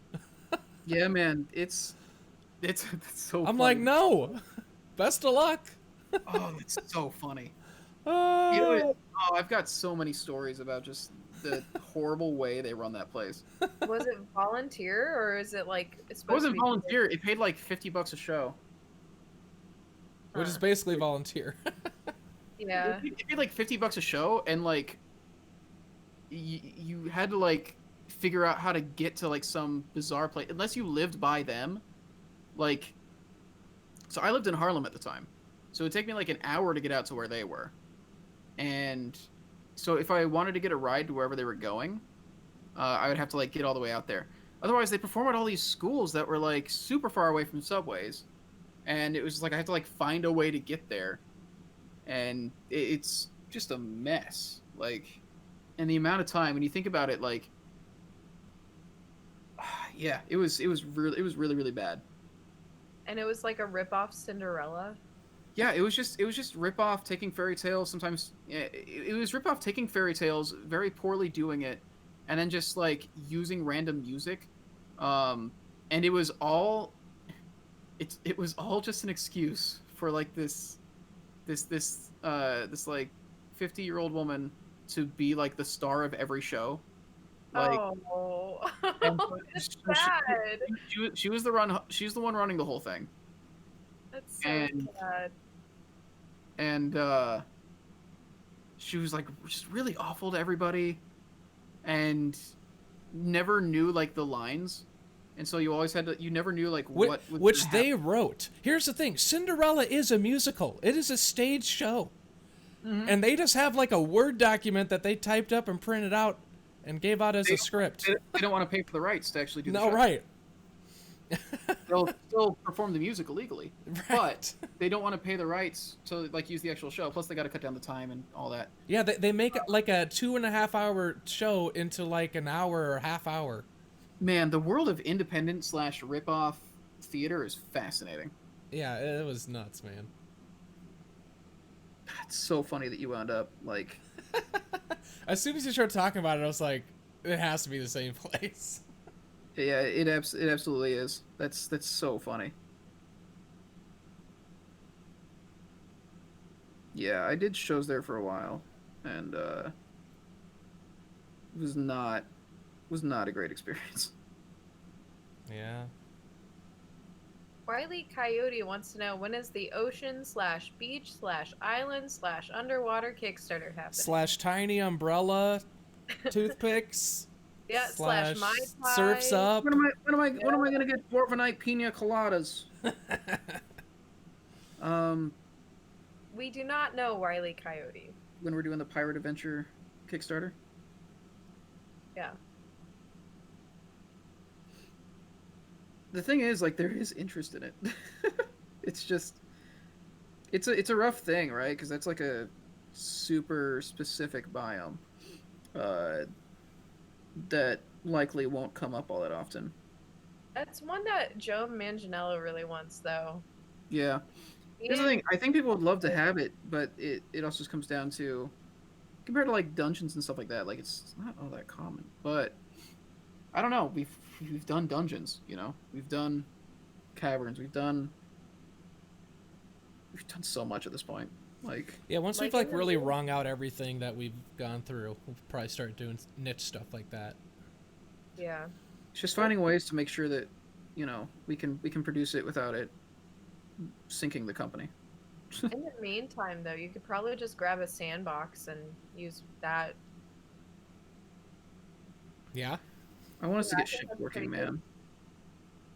Very modular. I want us to make modular ships, man, that like just blow every other option out of the water. But it's such a difficult thing to figure out. There's so much logistics to it. On the table says pirate is more reasonable and less nation than burrows /fight me. and I agree that maybe it's more reasonable and less niche, but The problem is we can't point to Burroughs as having been a very. If we could point to Burroughs as having been a very successful thing for us, then that would. Well, you know what? This is honestly the most likely thing. So Burroughs was like a secondary set of Dungeons. a couple different sets. Yeah. Yeah. So something like the coastline or whatever else could start that way and then eventually get expanded. So that's probably how it will begin. That's how a lot of new things start.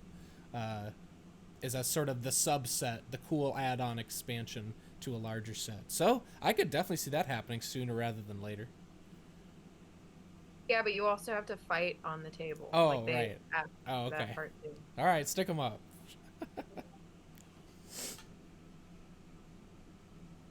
So how to paint the rowboat? We've got like a wood. Is it wood or is it? It's wood, right? Just the base wood. Yep. On the rowboats. It's pretty much a space wood, yeah. And some of the lighter areas are terracotta. Interesting. Which is a really cool effect. When I had to paint the new swamp boat to match it, that was the base wood of terracotta is mwah. I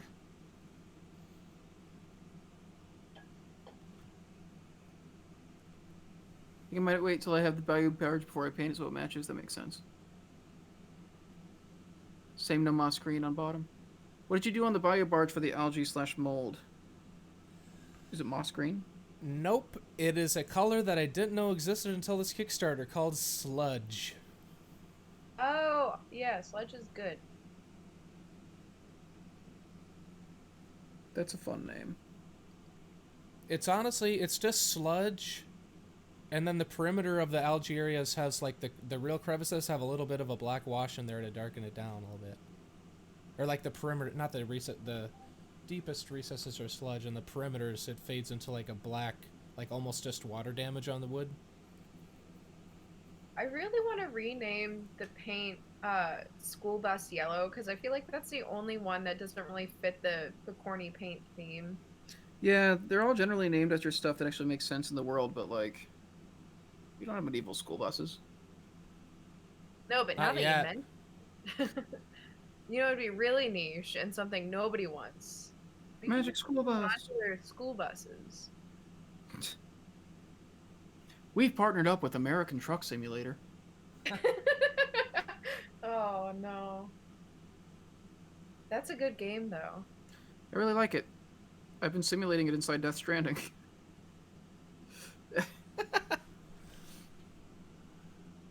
I can't decide if I would like that game or not for that reason. So I just finished Death Stranding and absolutely adore it. Like Okay. I think it's one of my favorite games of all time. I wasn't sure what I was going to end up thinking about it, but like, it's phenomenal to me how well they managed to pull off what they're going for with that story. And the gameplay is like really fascinating to me because it's made up entirely of systems that have like never existed before, that exclusively serve this one purpose, and it's got a very interesting kind of puzzle solving element to it. I like it a lot.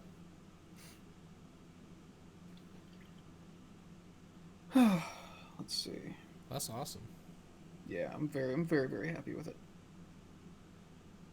And so now that I've beaten it, I gave myself permission to like start looking at reviews for it and stuff, and they make me very sad. Yeah, it was kind of mixed. I think it's one of those things where some games just aren't meant for certain people, you know? Right, yeah. And there's a lot of people who don't seem capable of realizing something's like just not really for them. And so if it's not the kind of thing they're interested in, then it's like, I can't believe they made this. How could they mess up this bad? And it's like, it's just not your thing, dude. Yeah. Like,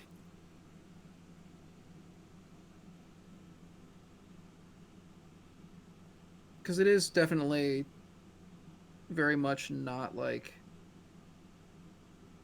a standard game in a lot of ways.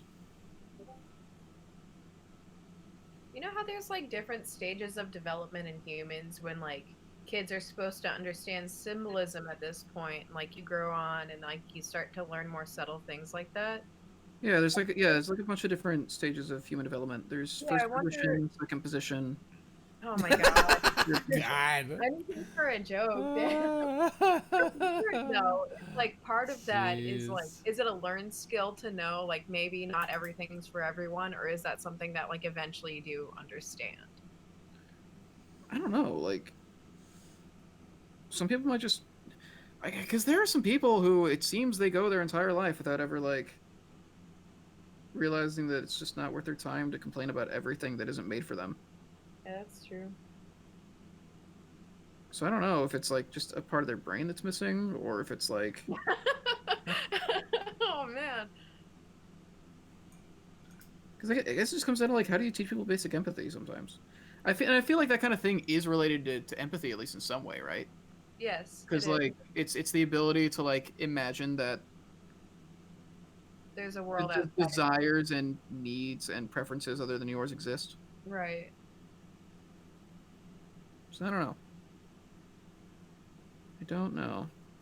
Yeah, human This, growth and development like that fascinates me though. Cause like, I don't know. I genuinely don't know how some people can just not learn that. are you familiar with Shenmue at all? Is that a game? Yeah, it's a game series. Is that the whale one? No, that's. I think you're thinking of Shamu, Okay. who was never a game. Confusion though. Yeah. Shenmue. Shenmue was a game series. Shenmue 1 and 2 came out on the Sega Dreamcast, and like at the time, it was like this super ambitious uh, game that tried to simulate like the real world and time like as much as possible. Like have time pass very slowly and have people doing like things throughout their day. It's a very, and you know, like a fair amount of games like do stuff like that now, and so it looks very primitive like in comparison. But this is a game that mostly consists of you walking around and asking people questions and interacting with them and trying to figure out, you're trying to figure out a mystery basically, but you're not given a lot of direction, and you just kind of exist in the world and go around and like interact with the people and all that. It's extremely slow paced game. um, it's also a passion project by Yu Suzuki, a Japanese developer, uh, who is pretty isolated from the games industry and the like, outside of doing Shenmue. And after Shenmue 1 and 2, the series was kind of dead for like 15, 20 years, something like that. Shenmue 3 recently actually came out because it was crowdfunded. And what's fascinating about it is, you know, it's an extremely niche game. Uh, and so there's been diehard Shenmue fans for a very long time, and there's like this Shenmue tour that people like go on when they go to Japan sometimes. It's not an official tour because Shenmue is way too small of a thing to justify something like that. But it's just a thing of like, here are the locations in Japan that inspired like locations in Shenmue because Like it's made, SeaWorld. yeah, because it's made to look like actual locations and all that. And You're gonna watch the dolphins go in circles. yes, and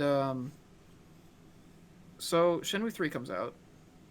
It doesn't sell terribly well, but the main thing is that he explicitly said when he was making it that he was not going to update it to like match with like common game trends or anything. He made it to seem as though it was made like exactly after Shenmue 2. Like with the same game design philosophy and the same like ideas behind everything. Sure. And as somebody who didn't play Shenmue 1 and 2 until like 2 years ago, because Shenmue 3 was coming out, and then I played Shenmue 3 a couple of years after, I thought Shenmue 3 was like fantastic. Like if you're a fan of Shenmue and like how awkward the writing is and like voice acting is and all that, like it's truly like a thing where there's a lot of stuff in there where you look at it and you're like, yeah, this isn't good, but it's got like this weird kind of cozy charm to it. And there's elements of it that are like just really phenomenal and cool. and there's something very escapist about it, in a lot of ways. Uh, so it developed a reputation for being just like a really, really awful train wreck.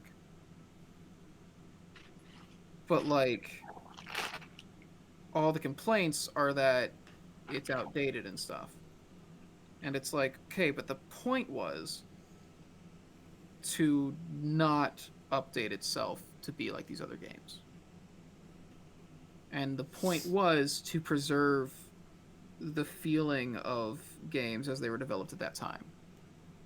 And there's a video about how like they said, like Shenmue 3 was like it's like a super hyperbolic title, like about how it was like incredibly disappointing or like ruined their childhood and stuff like that. Like it's a super hyperbolic title, and that video has like 1.5 million views.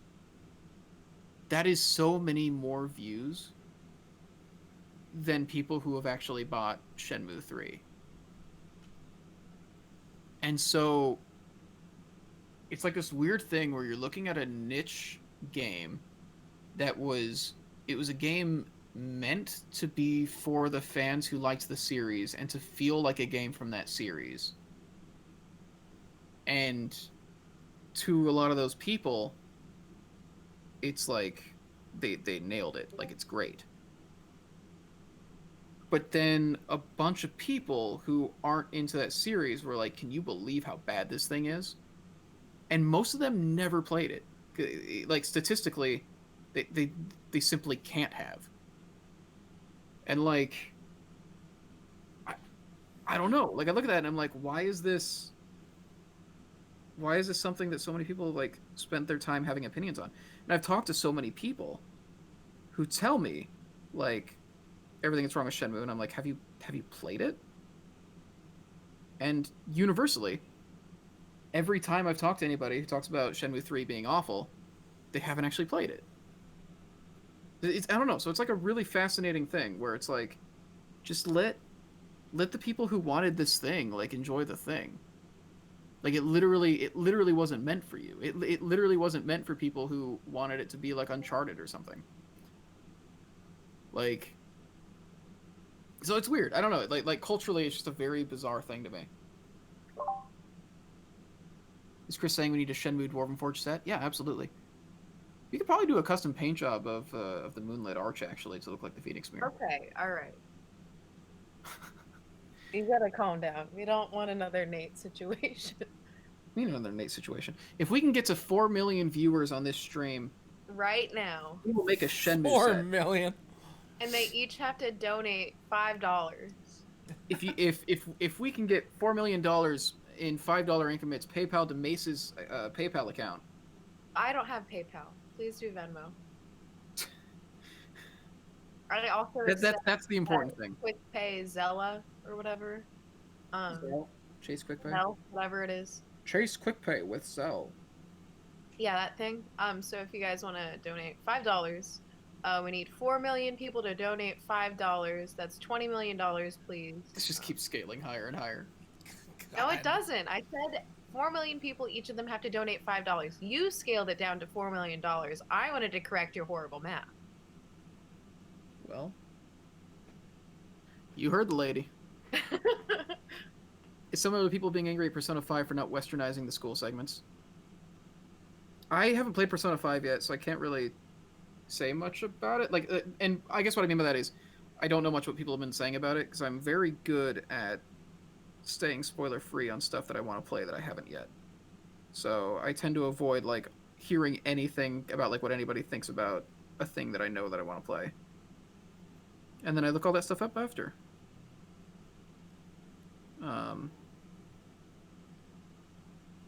Anything for a Shenmue set. Yo, can we get Crystal Solely to design a forklift? In the shape of like a dragon. No, just a forklift.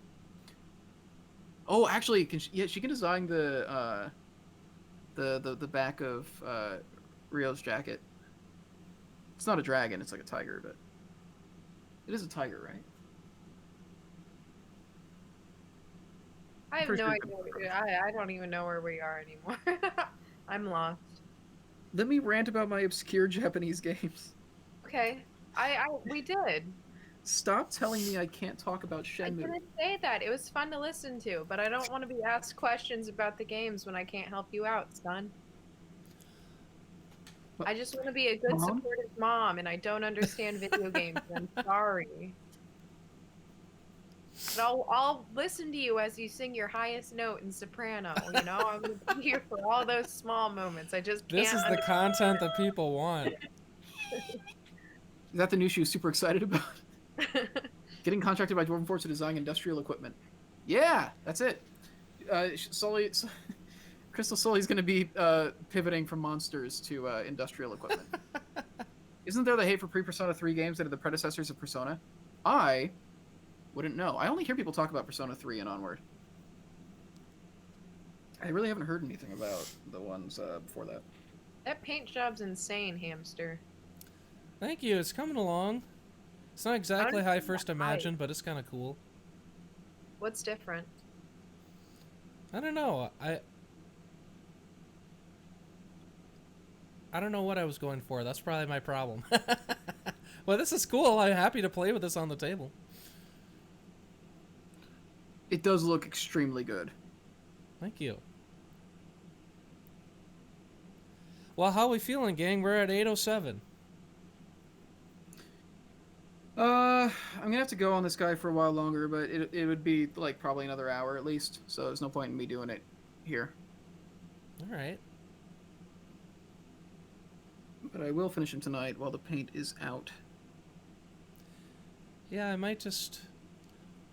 I'm gonna do some experiment with some airbrush glazes on this guy just for some interest. Get some weird colors in there. Just slap the base on there and probably call this about good. I was gonna say, if you guys want to keep going, I'm good to keep going too, but we can also end it if we need to. I can go for a bit longer. I'm just All right, cool. Well, let's do it. saying even if we go longer, I don't think I'm gonna be able to finish this guy on stream tonight. Fair enough. I am going to take a quick little break now, having said that, but I'll be back in a little bit. Okay. I just wanted you guys to keep painting. I just love, supporting my boys. Just Yeah, keep doing alright. everything you want. I'll be back in like 2 minutes. And then there were two. There was hate on Shin Megami Tensei coming to Switch. Oh, okay, yeah. Shin Megami Tensei technically isn't a Persona game. Shin Megami Tensei and then Persona are separate series. Persona is just kind of a spin-off of Shin Megami Tensei. In the same way that there's also the Devil Survivor series that is like a split off of Shin Megami Tensei, so they have like similar mythologies and stuff. But the Persona series is a different thing. Because yeah, Shin Megami Tensei 5 is eventually coming out. Same universe, same creators. Right. It's just they're not Persona games. Did I put Blade Steel in there? I gotta just put the Blade Steel away. I keep mixing that up with my regular gray.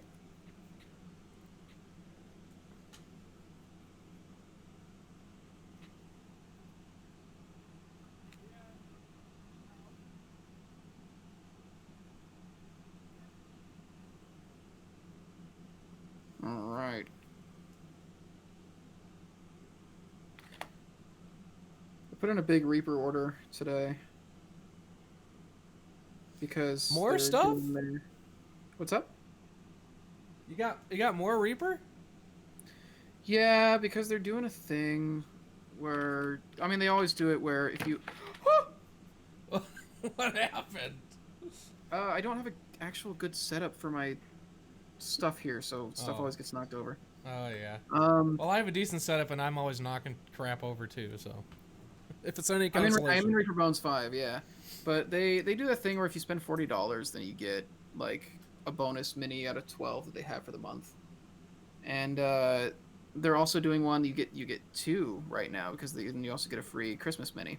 And they have one that's like a cat dragon in a tree, and it looks very cute, and it's also like a perfect gift for someone. And so I'm like, okay, so I gotta do this order and get that and like make that like a present for them. And that's like my main-ish at the moment. But I also filled in some things. I got a little boat from them. Because there's no good tabletop boats out there, you know?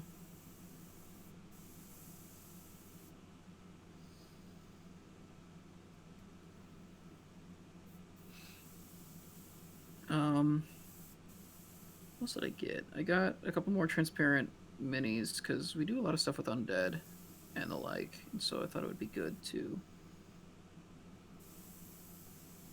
round out some more of those. Plus, I kind of liked painting the last translucent ones. Yeah, those turned out cool. If only there was a company. Did you get the big boat, the ship, the monstrosity? I have not gotten the big ship from Reaper Bones 5 yet. Hamster, have you seen that thing? No, I haven't. There's this massive boat that they're doing. It's monstrously huge. How huge is huge? Like, God, man, anybody got the dimensions on it? It's like 3 feet long. oh my It's not 3 god. feet. It's not 3 feet long. Jeez. Is it? Is it 3 feet long? Am I correct about that? I'm trying to remember. It is 3. It's 3. Yeah, it's 3 feet long, and there's also a glow in the dark version of it. That is wild. Yeah.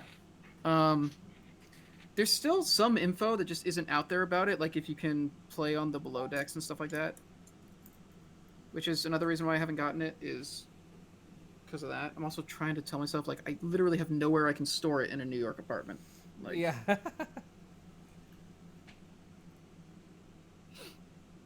Do you have your mask on for the airbrushing? Yeah, but it's I gotta lube it up, I think. relatable. Okay.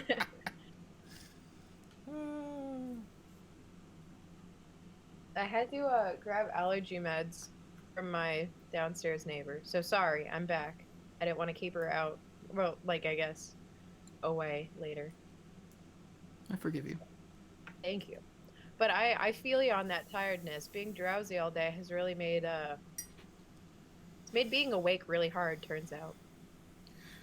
Being drowsy makes being awake difficult. Yeah, it adds a little bit of disadvantage to your eye-opening skills.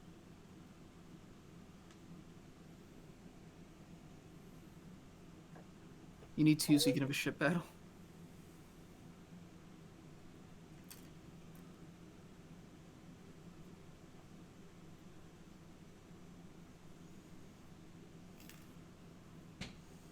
Are you going to use your pool for a battle mat?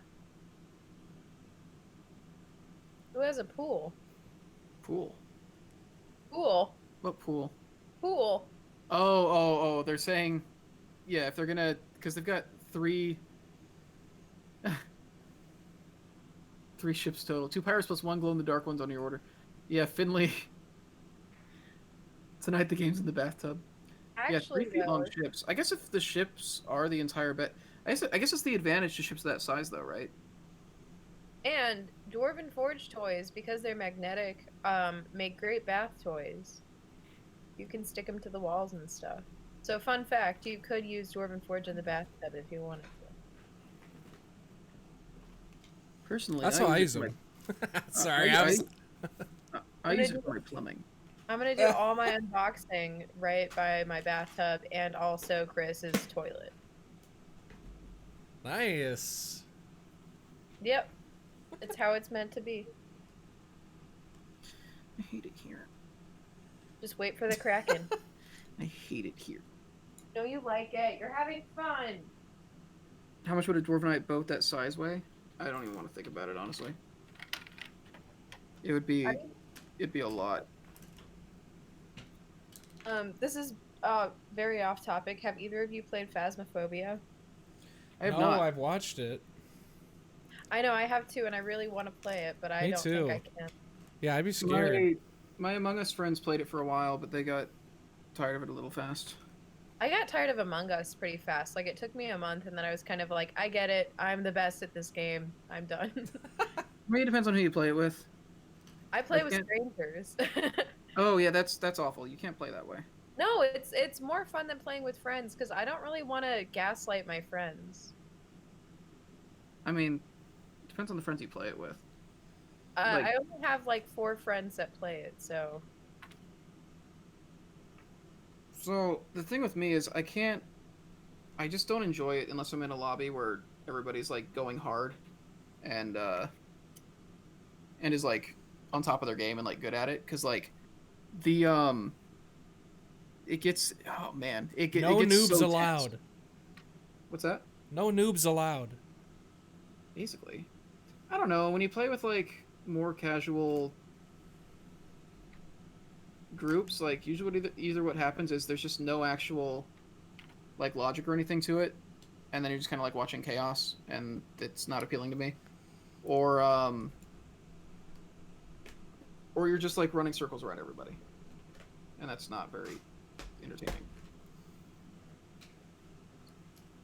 But with Phasmophobia, I really want to try that one. I think I would also be scared, but I kind of like being scared. Like I like scary movies and all that stuff. I'm not big on horror stuff, and also like from what I've watched, it doesn't actually seem that scary though. I know. Well, it looks like manageable for sure, but it looks like so much fun. Like, I don't really believe in like the It looks very repetitive supernatural to me. or like ghosts or anything like that. So like actually being able to play with that stuff and then pretend, I think that'd be fun. It looks very repetitive to me. It is. I think that you would get tired probably after a few hours, but I'm all about those quick, short games anyway.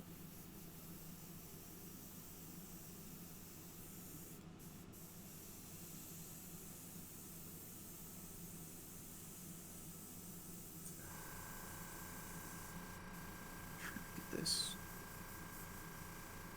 cleaned up right. Let's see.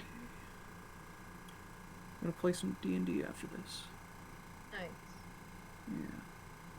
Man, I my D&D game canceled last week because there was an emergency, but for a few of my friends that haven't played yet, I have a game set up for next Sunday, and I'm really excited for them to have their first try. Oh, Miles is here. Hi, Miles. Miles is here. Bring Hey, Miles. Ame. Where's Hey, Ame? Miles. I love Just Ame. because Miles just finished playing D&D.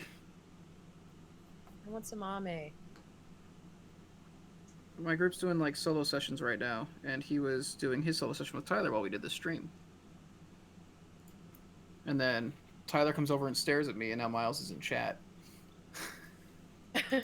So I'm assuming he's done. Ew. Oh. We're your little cats. No. No. Why don't you show Tyler how high you can sing? I already knew that, though.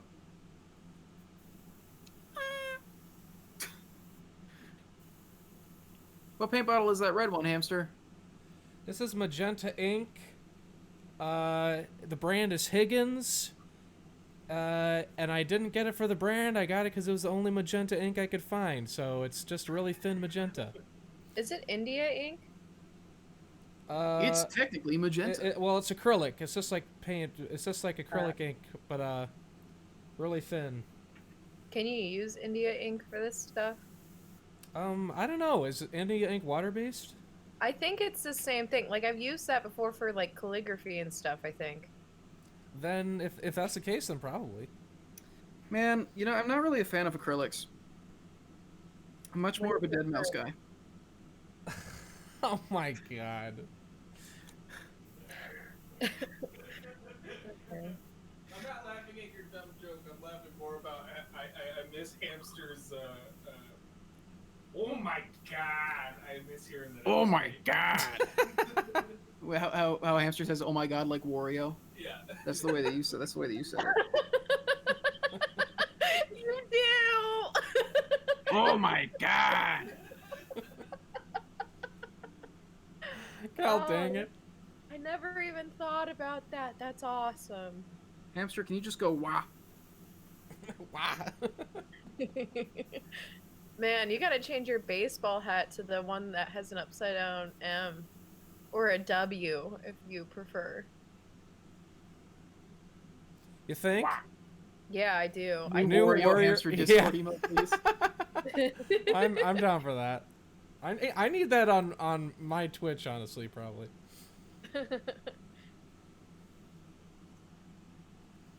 Oh my gosh, wait, did you show everyone your scream? My what? That scream you had where you sounded like an old man? I was playing Escape from Tarkov, and it was, you know, really quiet, and all of a sudden someone started blasting me, and it just jump scared me, and I made an involuntary sound that I didn't know. Like, sometimes, you know, you wonder what you actually sound like when you're genuinely scared, and unfortunately mine is just very bad. It was like, oh! Oh! Oh, I'm gonna put the clip in the chat. It's so good.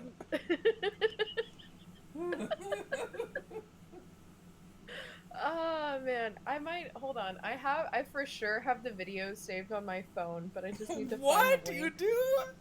Yeah, because I was gonna make it your text tone, but I couldn't figure out how to do it. Every time Hamster texts you, just What the heck? No, not even. It's every time Hamster texts me, it's like, oh. It's like freaking Bob Marley coming back from the dead. It's like... All right, I found it. I'm gonna put it in the chat. It's so good. Oh, it brings me so much joy.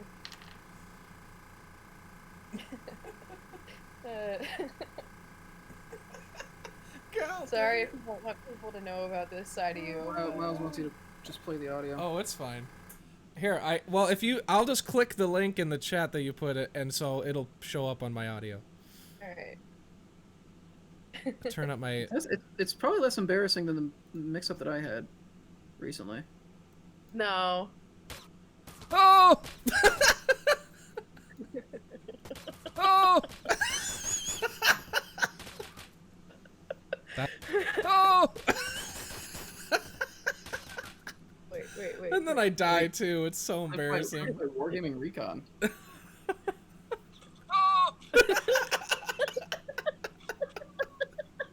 You can hear the bullets firing too. I'm just dying.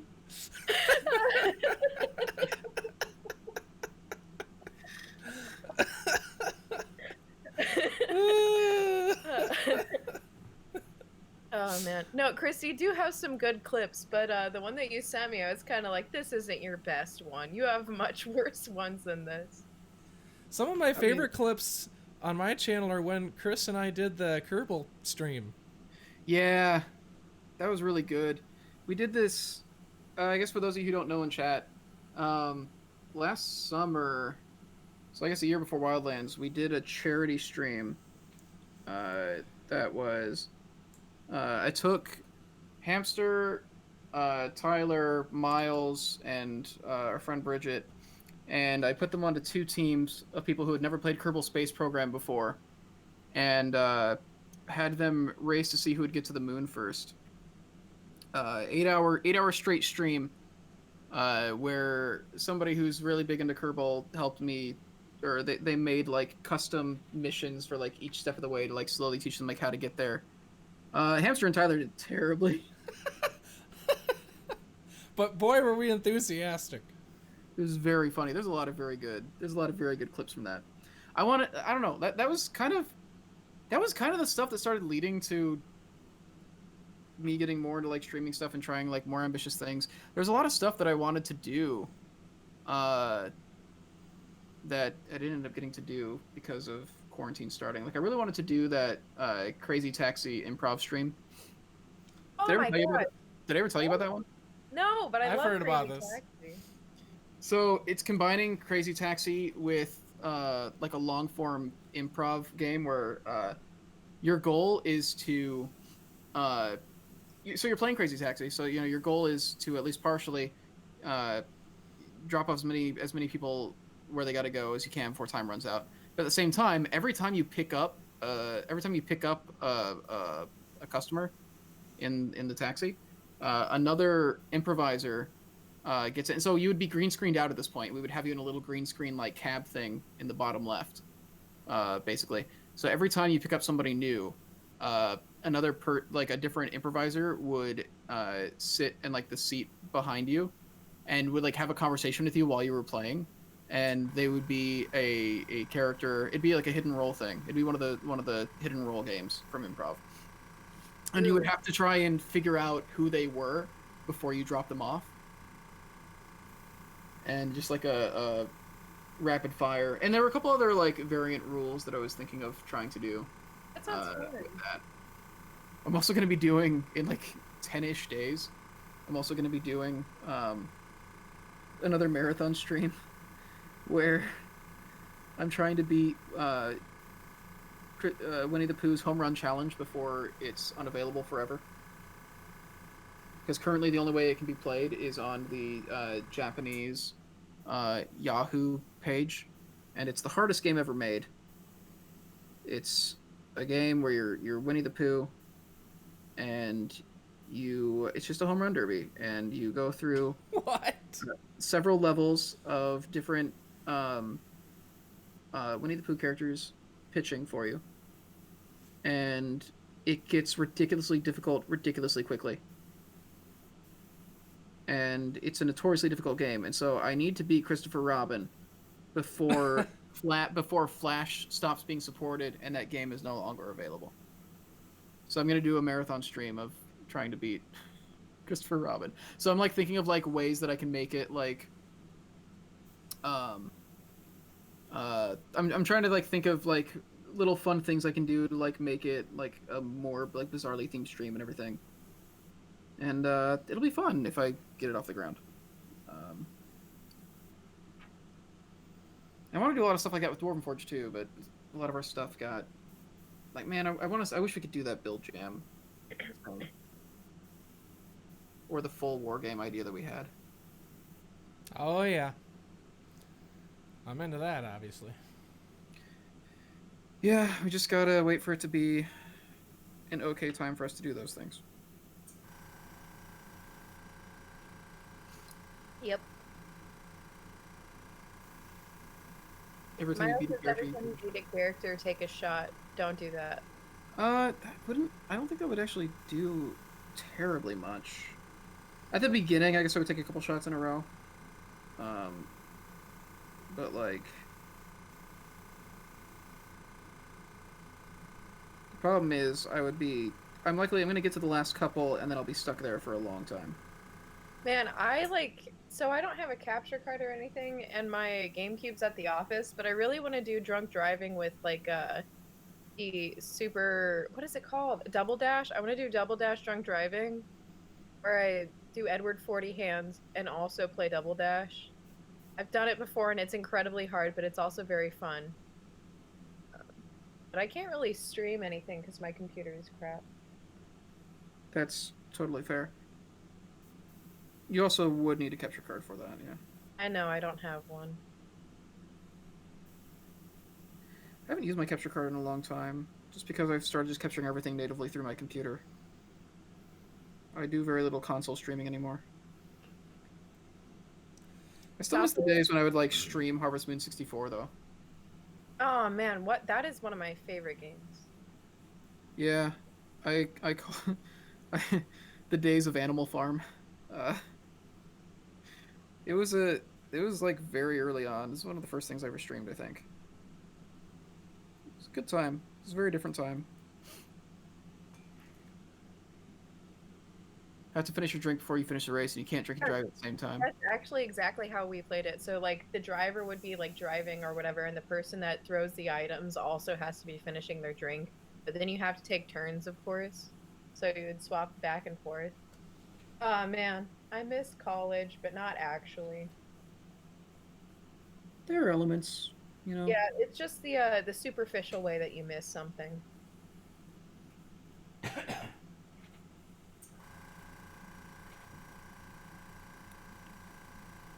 Love to stream Animal Crossing. I still haven't played the new Animal Crossing. It's good.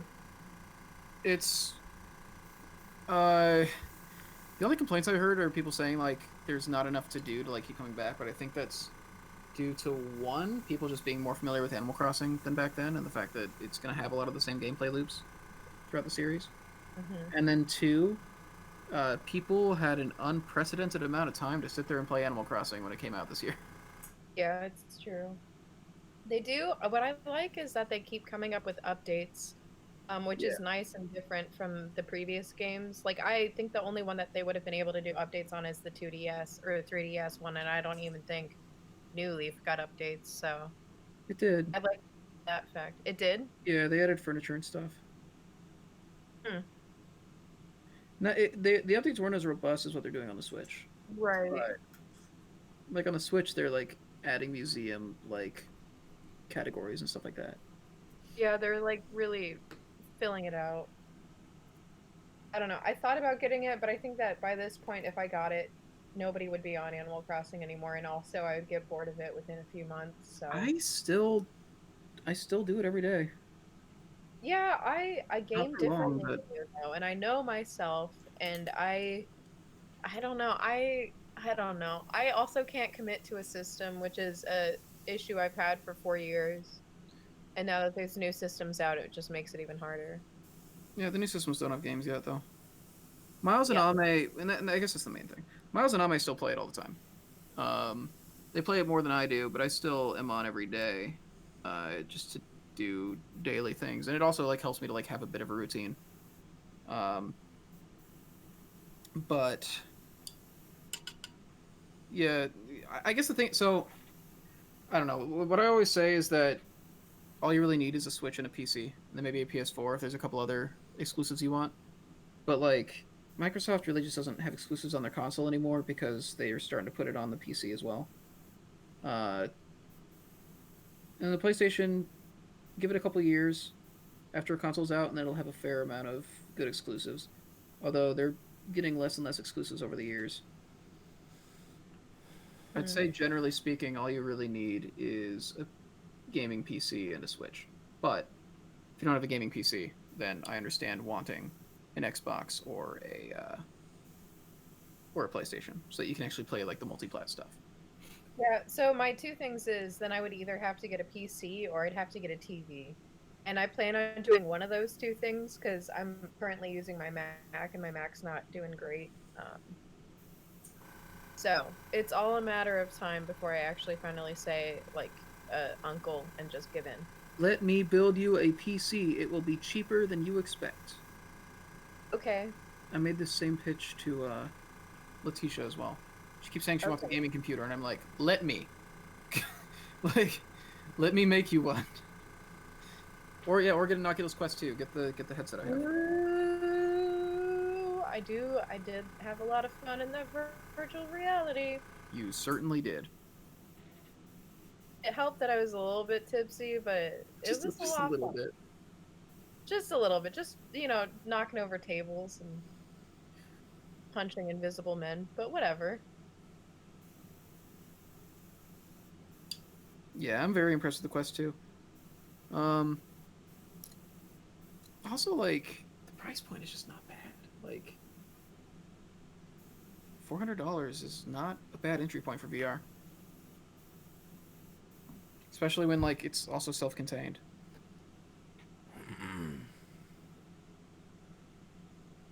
Eventually I'll figure out what I'm gonna do, but now is not the time. Now is the time for indecision. Yes, now is the time for indecision and mourning the loss of a near guinea pig pet. See, like, look, think about it this way. Uh-huh. What exclusives did the guinea pig have? Oh, so many! There were so many good things. Now I can't have a dollhouse without seeming creepy. I'm like, oh, it was so Never stopped you cute. before. Yes, it did. Are you kidding me? I've had so many creepy urges. All right. The Well, my the only thing stopping me was the idea I might have a guinea pig someday, and I didn't want to put that on the guinea pig. You'll land around 550 to 600 once you have the better strap and battery. Yeah, I bought the expensive version, and then I didn't buy a better strap. I'm happy with the strap on the Quest 2, honestly. I haven't been having trouble with it. I did get the link cable though, but you don't need the link cable if you're not going to be running it off a PC. So you don't got to worry about paying for that.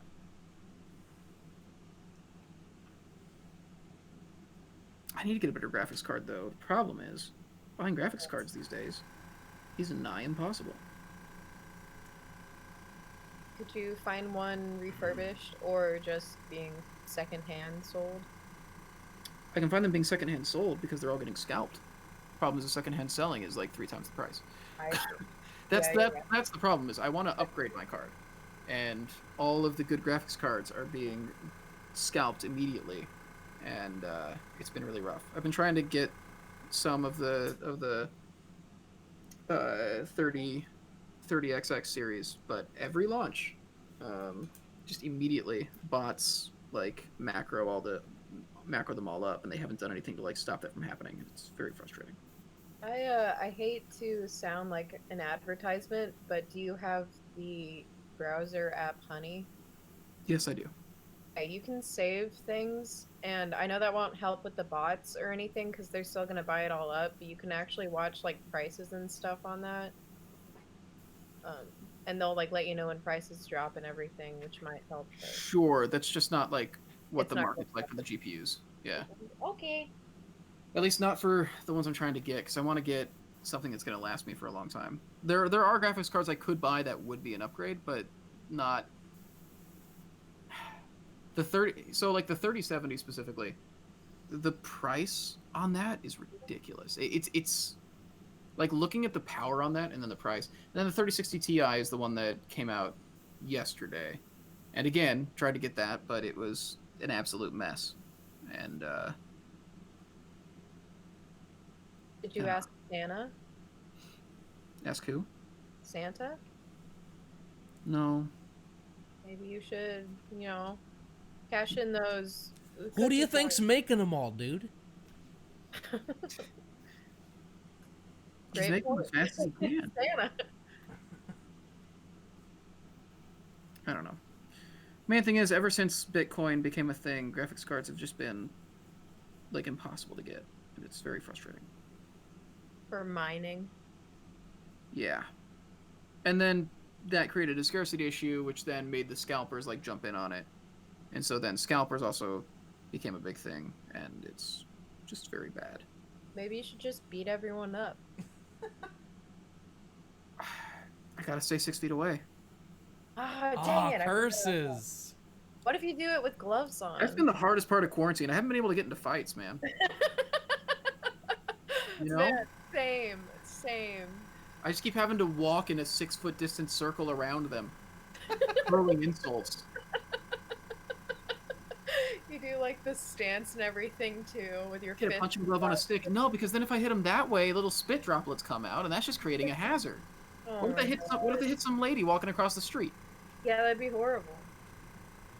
I'm doing my part. You know what you gotta do actually is What? quarantine with the person that you want to get in a fight with, but you both quarantine, and then after 14 days, you guys have plenty of space in the park to get in a fight.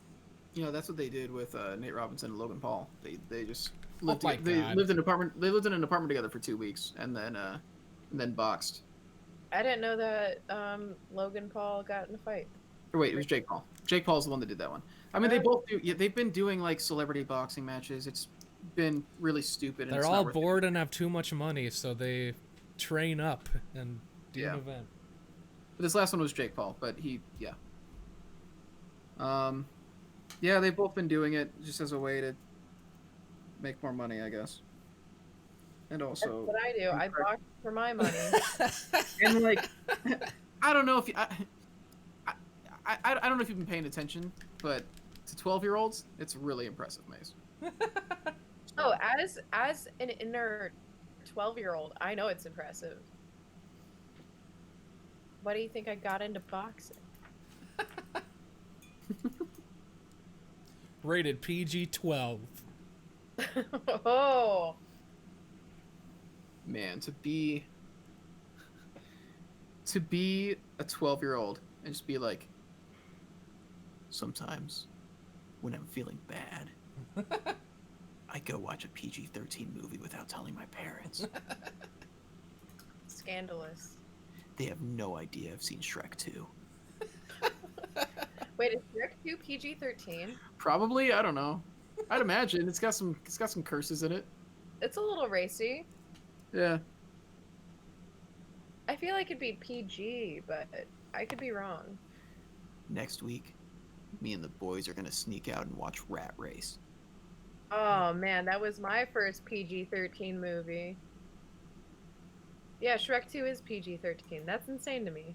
I'm a genius! Wait, I mean, at It's the time, Shrek was mistakenly- considered to be like a fairly racy thing.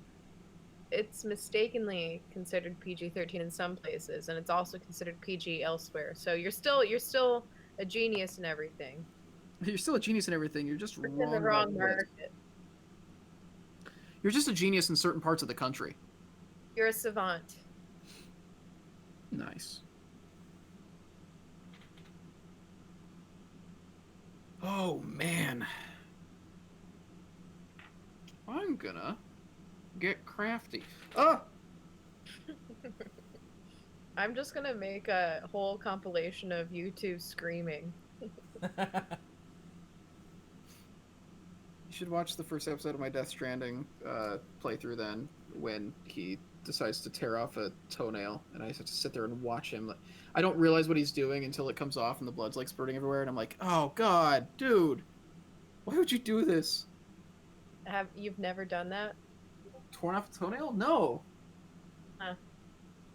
I have like traumatic childhood memories of one of my friends like crushing a toenail like under a chair or something, of it being like really bloody, and then they had to like pick the pieces out and all that. But like, Ugh. Man, I could it's those things that seem like extreme pains in like a small area that like get me the most. Okay, I won't tell the story then. Thanks. So you probably really hate that SpongeBob episode when Squidward has his foot crushed. He deserves it. Well, they add in like a toenail and make it really gory. I'm gonna send it to you, and you're gonna squeal. No, I hate that. So genuinely one of the most like just like spine tingling sequences from a movie that I remember that's been with me all my life was from Sister Act, when she drags her nails across the chalkboard. Oh yeah, I hate that. I can't hate stand that. It's not just like, oh, I hate the sound. It's that the tips of my fingers start like hurting. Just The thinking nerves on about the it, tips of my fingers just are on fire. Yeah. I have Absolutely. not seen Sister Act, so I am sorry, I do not understand. You haven't seen Sister Act? Nope. Okay, now that's too far, Mace. I'm sorry. I can go. I can just actually mute my microphone for the rest of the stream and wait here patiently. I don't want to be caught on stream with non-believers. It's simply not true. Non-believers in what? In the Sister Act? Well, you believe in the nuns. I believe in nuns. I believe they exist. I know, and I don't want to be around non-believers. Ah, you're the worst. I hate your puns. They're so cringy. Oh man, you have this formula in your head where you have a ton of words on a list, and then you have another list that's like what relates to these words and also what rhymes with these words, and that's how you make every single joke of yours. Is you're just like, what's the punniest thing I could say about this? And I appreciate it. Cope.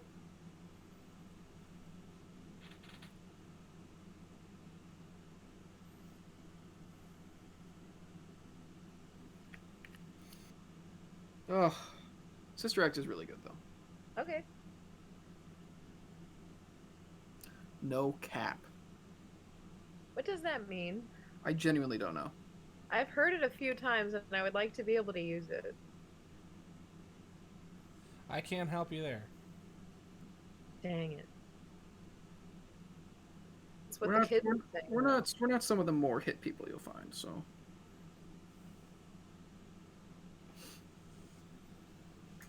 Let's see. That.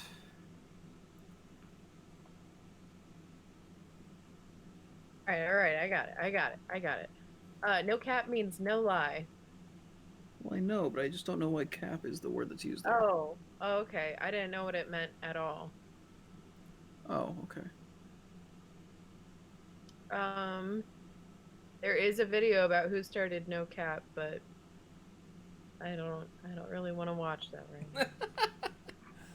That's fair. No cap, that's not my interest right now. Nice. I think I'm essentially done with. I think I'm ready to do some washes and call it on this guy. Woo.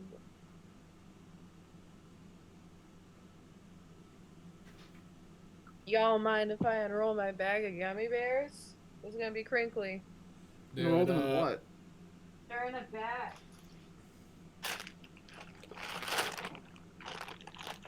It's ASMR. Give me those crinkles.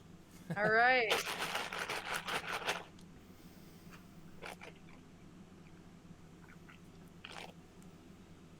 Did you guys know that different colors of bears are flavored different things? I've never eaten a bear. Oh. Yeah, polar bears taste different than black bears. Wow. Yep. So that non-drowsy medicine, guys. I really need to invest in some. Oh, yeah. I'm getting a little loopy. It's all good though. It's all good. It's No cap. It's all good. eating good in the hood. If you were a cartoon bear, which cartoon bear would you be? Oh man. Berenstein. Oh, cool. Which one? Yeah. Which? Papa. All yeah. right. Yeah. That tracks He's got actually. good hair. Huh? He's got good hair. Yeah. Chris? Yeah. Papa Berenstein is like a straight up stunner. You've yeah. That's a good pick. Would you be Papa Bear? What are you gonna be? No, I couldn't pull off Papa Bear.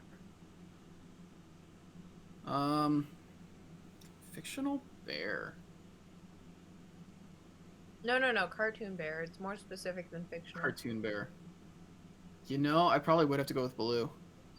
Yeah. Ooh. Okay. Bare necessities, baby. No, Tailspin Baloo. Oh, okay. I think I would be Yogi Bear. What's Yeah, the Yogi's matter, a pretty boo? good one. No, I would be Boo Boo actually. That describes our dynamic pretty well. That does. Tell your roommate to stop yelling. He has the loudest voice in the world, man. No, you both do. That's simply. I talk quiet a lot of times, and I can get really loud. I'm gonna tell him to shush up. He's gonna come in here all mad and say something on stream about how he's so sorry. He's sorry. Oh, I'm so sorry. I'm interrupting your 3-hour stream. Yeah, that's what he's gonna do. Calling it now. Place your bets on how angry Tyler's gonna be. Uh, I'm on the phone with somebody. That's why he's being loud. Compared to like on a Tyler scale, it's only gonna be like a 3. That's fair. Like the fake angry thing. Man, I think Bad my favorite thing is girl. how often people think that we're actually mad at each other when we do our bits. It doesn't seem like a bit sometimes. It's always a bit. I don't know. Sometimes somebody gets red in the face and everybody else is calling That's part of the bit. oh, going to jail is the best part of the bit. Yeah. Dude, the cops love it. Like, They're like high-fiving you in the car. every time they're like, dude, you guys killed it this time. They really bought it. Yeah. Can you believe those guys fell for it as our faces shoved against the pavement?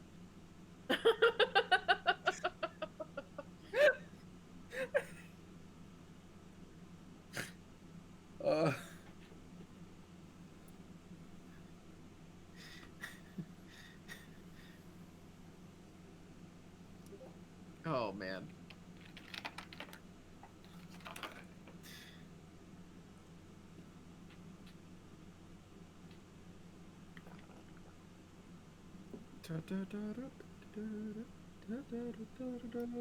can't think of any other cartoon bears though. Well, I mean, we haven't talked about Winnie the Pooh. Oh yeah, I don't think anybody here is a Winnie the Pooh kind of person though. On the stream, probably not. Yeah. Do you have anybody in the office who'd be Winnie the Pooh?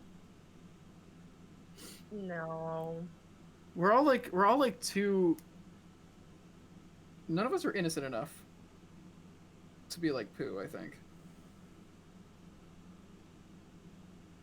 We're all fair. too impish.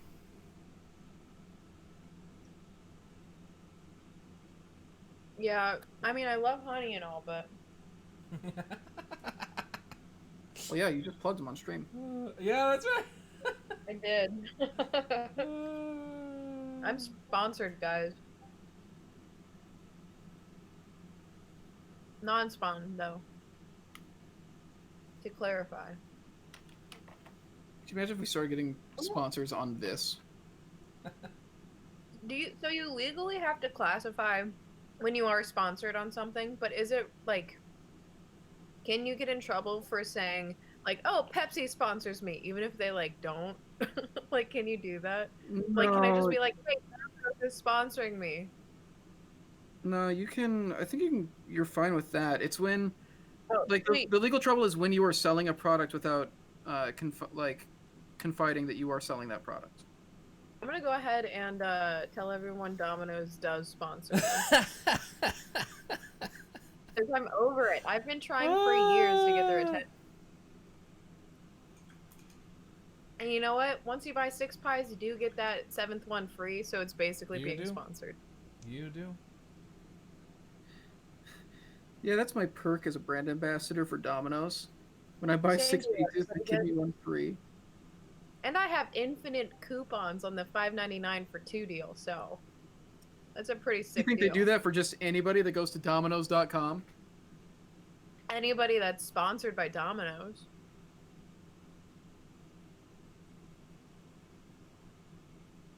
We have the dumbest sense of humor. It's just me. No. It's at least you and me. Okay. I love it. I'm trying to think of a time where I don't think Hamster has done the stupid stuff that you and I do yet. He's usually like an accessory to the bits. He's a pretty smart guy. But he's never lowered himself to this state before though. Yeah. Just Tweedledee and Tweedle don't. Tweedledum and Tweedle the other one. It's Tweedledee and Tweedledee-doo. Let's see. That's the other thing though about dumb humor. So many people drop a bit too soon. And like, I know that wasn't going to go on longer. There was no life in that bit. But you'll keep going with it. Like that stupid Peter thing. So many people would have just like dropped it. Not Chris. To be fair, there was a number of us keeping that going. Yeah, it's true. But then eventually in the chat, it was just me and you. Because Janet was there, and then Janet was like, I love you guys, but then also had to witness it. And Tyler was there, and I don't know if Tyler just gave up or if Tyler was over it.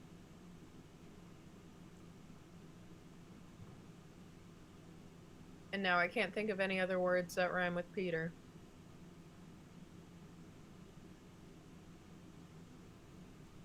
We've gone to that well too often. There simply isn't anything left. I know, I gotta start thinking of other characters. There's no more joke water to pull out of that well. It's too bad. I thought it was really well. Not so much as a leader. God dang it.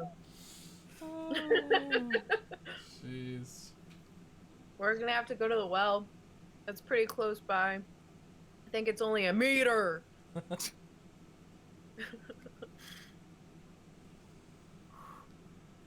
Pretty happy with this guy.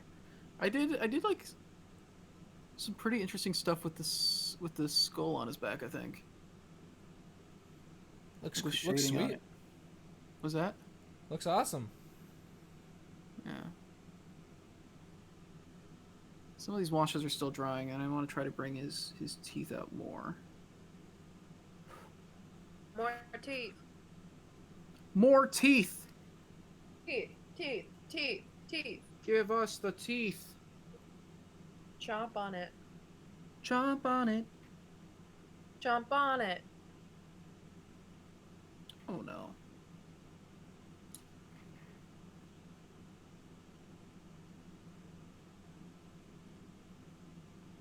Well, when you try your best and you don't succeed. Okay. That's where you draw the line, Mace. Skull play. You get what you want, not Not what you necessarily need. Coldplay, it's the voice that's happening. The Coldplay voice? The voice that you're doing, if that's called the Coldplay voice. I was just playing a recording of Coldplay. Oh yeah, that's what Coldplay sounds like? Really? Yeah. I don't think that is.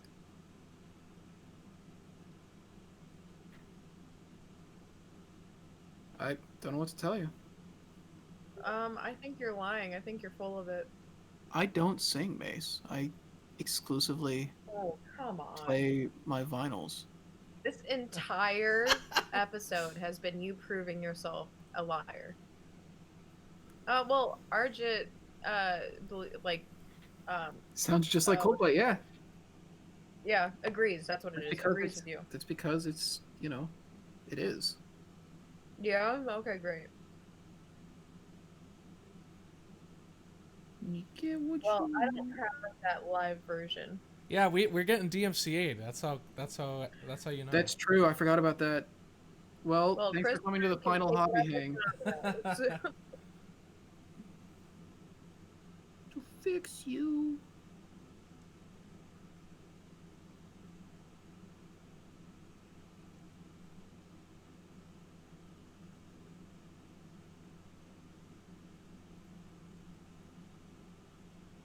Do you do Nickelback? Be happy with this.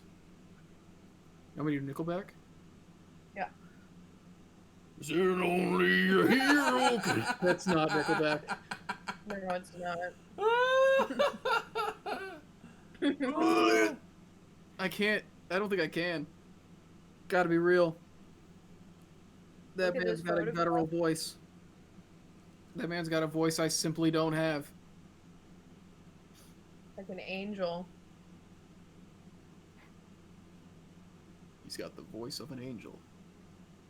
Sing That's my really name. good. It sounds so sweet. Coming from the lips of an nipple bag. Coming from the lips of an angel. I love nipple bag. Who calls it Nickelback? Nipple bag. Ah.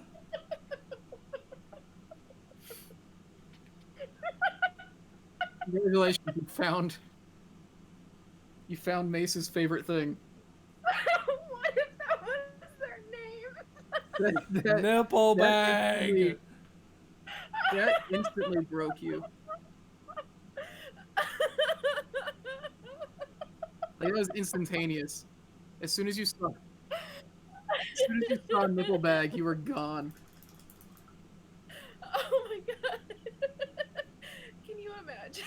Like, even if that wasn't their name, but somebody thought that it was called. Like Anthony Fantano just straight up does an entire review referring to them as Nickelbag.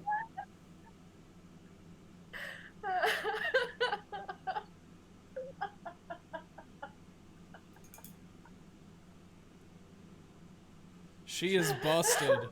She's still going. So good. Oh man, nipple bag. Well,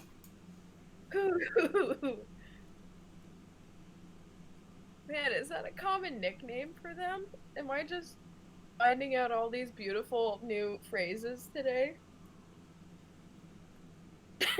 Nipple bag.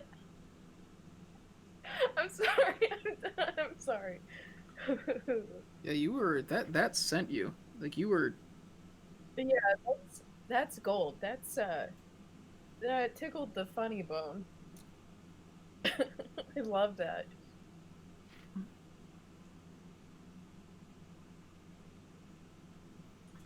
I'm gonna start a cover band, guys. Yeah. Don't try to stop me. Yep.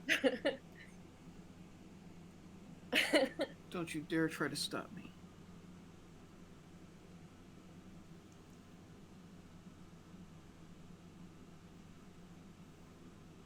Oh, the name of the band. I'm so glad you asked, Topulus. It's actually gonna be called Nippleback. That's a really great idea. Where'd you think of that? And we're gonna do cover songs of Nickelback. I actually didn't think of it. It just kind of came to me. There was It was no like a thought spirit. involved. No, somebody just led me spiritually there. It was kind of like an ayahuasca thing where somebody just like took my spirit and placed me where it needed to be. I think that's how ayahuasca works. I have no idea. But I do know one thing about Nippleback, that's for sure. I'm meant to be there. Oh. Thank you, Vertex Artist. That oh man, that made my day. And honestly, the question mark on it too. Oh, Nippleback? Oh wait, are we talking about Nippleback right now? Never made it as a wise man.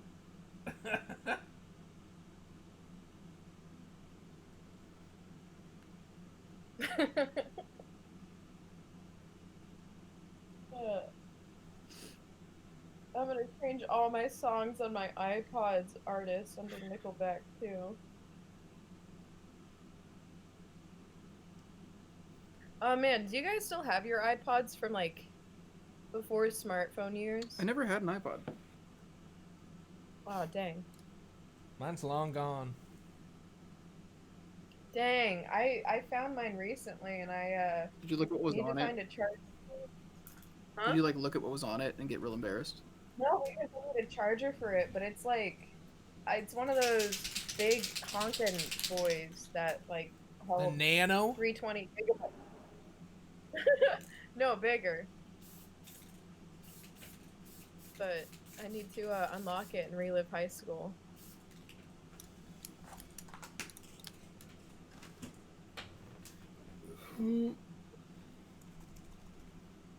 I think that's a lot of fun. Vertex Artist says sometimes the most fun you can have is in life is intentionally mishear things. I agree. I love that. That is right in my alley. All right.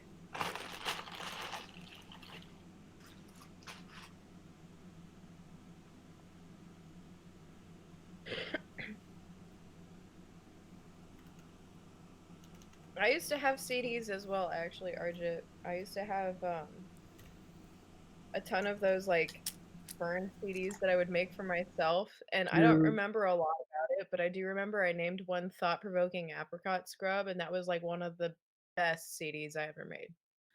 dude, I remember I made a lot of those too. Like when Did you we guys when we pass got the them ability around? to burn CDs, like Yeah, we did that constantly. pass them around to your friends and everything. Well, we made custom mixes. My parents uh would do for when they're driving on the road, and my stepdad would prank my mom by putting things that she didn't expect on there. So he'd put like songs that she liked on there, and she gets like the sixth song, and it would be the South Park song about Kyle's mom. Uh, Oh man. it was a different time. I actually had somebody offer me like 2 years ago. Like I love cassette tapes. They're one of my favorite media forms. I know it's archaic, but like because I had a car that had only a tape deck, I used to just they were my thing. And somebody offered to make me one a couple years ago, and they have never followed through. So I'm gonna learn how to burn my own cassette tape because screw everyone. That's a good reason, right? How else are you gonna get your EP out to people? Yeah, exactly. Dude, exactly. Thank you. You try your best and you don't succeed. All Oh, right. you put it on some Coldplay? Yeah, Tyler's got it on in his room, so you're gonna hear it leaking through every now and then. It must be his favorite song because it's the second time we've heard it. The same Yeah, part. he's extremely into Coldplay. Make sure you bring that up next time you see him. Okay, I will. That man adores Coldplay. All right, I'll just call him up and ask him right after we get off the stream. To like a frightening degree, honestly. I could do it now if you want me to, but Yeah, actually, if you can you do that? Can you get him on the horn and like? you want me to call him real quick? Okay, I'll call him. Yeah, ask him to tell a story about what made him fall in love with Coldplay so much. It's actually really inspiring. Give me a sec. I'm just gonna call him up real quick. I'll put him on Okay. speakerphone. Let me know if you guys can hear him. I haven't talked to him in ages, so. All right.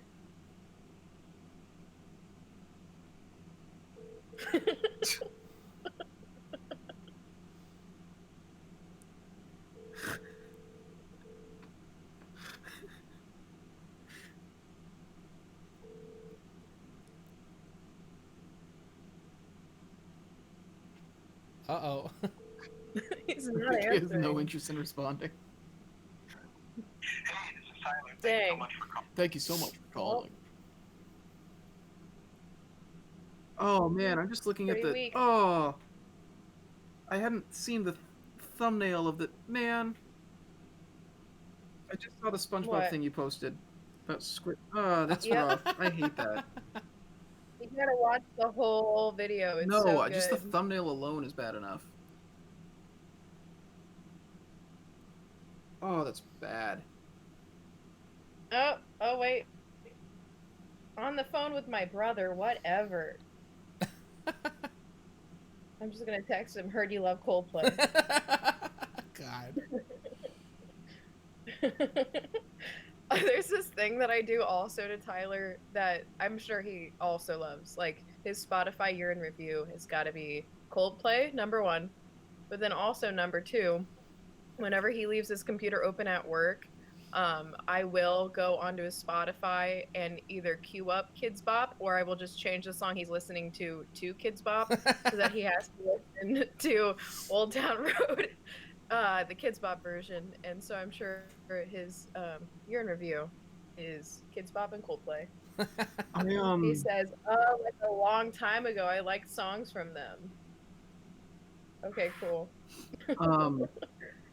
Once when I knew that my roommate Max was home alone here, I was at the office. I used the computer there to make my computer here, which I'd left on, start playing Spotify, and I made it start playing this Japanese metal band. And so it was just two women like mantrically shouting Japanese words that he didn't understand underneath. Not baby metal. It's I don't know. I can't remember the name off the top of my head. But it's not baby metal. I have played baby metal for him though, and it's weirded him out. But he got scared, and like when I got home that day, he was like saying he thought that like something was wrong, and I'd forgotten that I had done something by that point. It was very good. Spotify gives me too much power. My car only has a tape deck, so I have a tape with a cord that plugs into my CD player. Wow. I used to have one of those too. Yeah, that's what I used. I used to record I songs. still kind of want. If I get a car, it's gonna have to have a tape deck.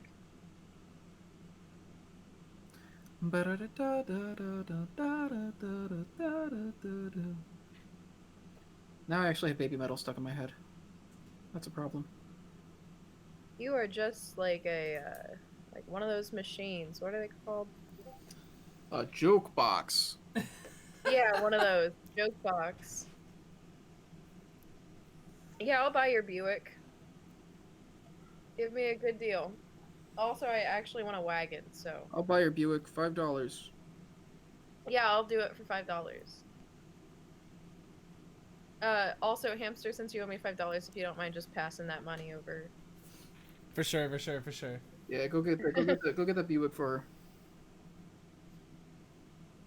Please and thanks. All right, how we doing, gang? I think I'm finished up. I'm done. Cool. Well, it looks great. Let's see yours, Chris. They both. Well, I don't know what yours looks like. Hey, the duo. Yeah, they're together. Awesome. Oh, nice. We can get it focused. There we go.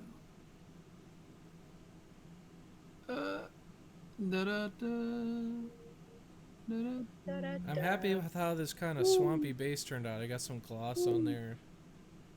Yeah, I'm like actually really river. impressed with like that blue effect that you did. It looked like it was like a layer kind of thing, like resin.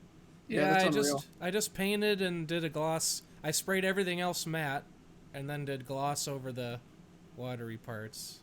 Yeah, the level of reflection on it is ridiculous. Yeah, it Yeah, it turned out was pretty good. cool.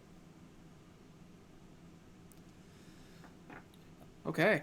Awesome. Well, what do we got coming up? On the Anvil is next? Ooh, Or wait. Hmm? what's that? Also, tomorrow at 11 a.m. we have a restock. Oh, that's We right. do. Before we forget. Awesome. Before I forget. All right, now you can go through this stuff. Well, I'm asking you. Oh, Dread of the Hollow. restock? It's a Dread Hollow restock. There's also Yeah. some like dungeon stuff and everything going in, but the main thing is the new Dread Hollow compositions are going to be in store. Hang on. Hang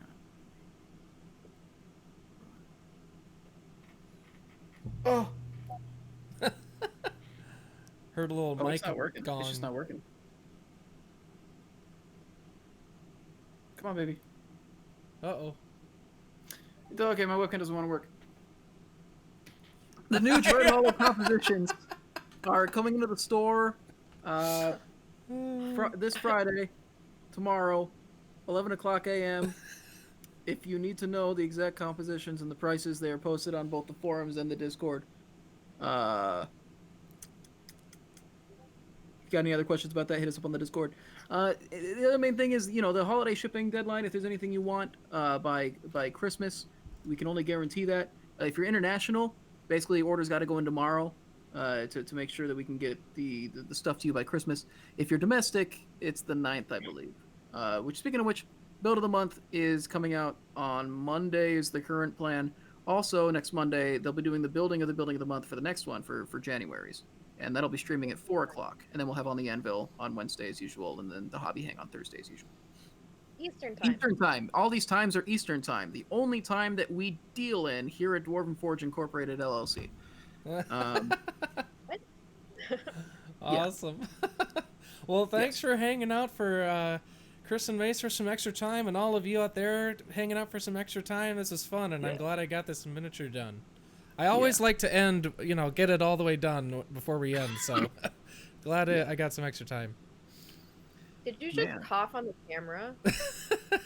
Look at We got the stash cam going on now. Yeah, I've never seen my facial hair in this level of detail before, and it kind of creeped me out. Oh man. Maybe time for a trim. Yeah. Look, man, I haven't looked at myself or another person in like 3 weeks. That's It's fair. cool, it's cool. That's fair. There's so many things that I have to do too. Like I just redid my hair, and I have to do a lot of other stuff too. So. Yeah. Someone says Noah's hair cam. Is that what we That's my want? dad. That's the content we want.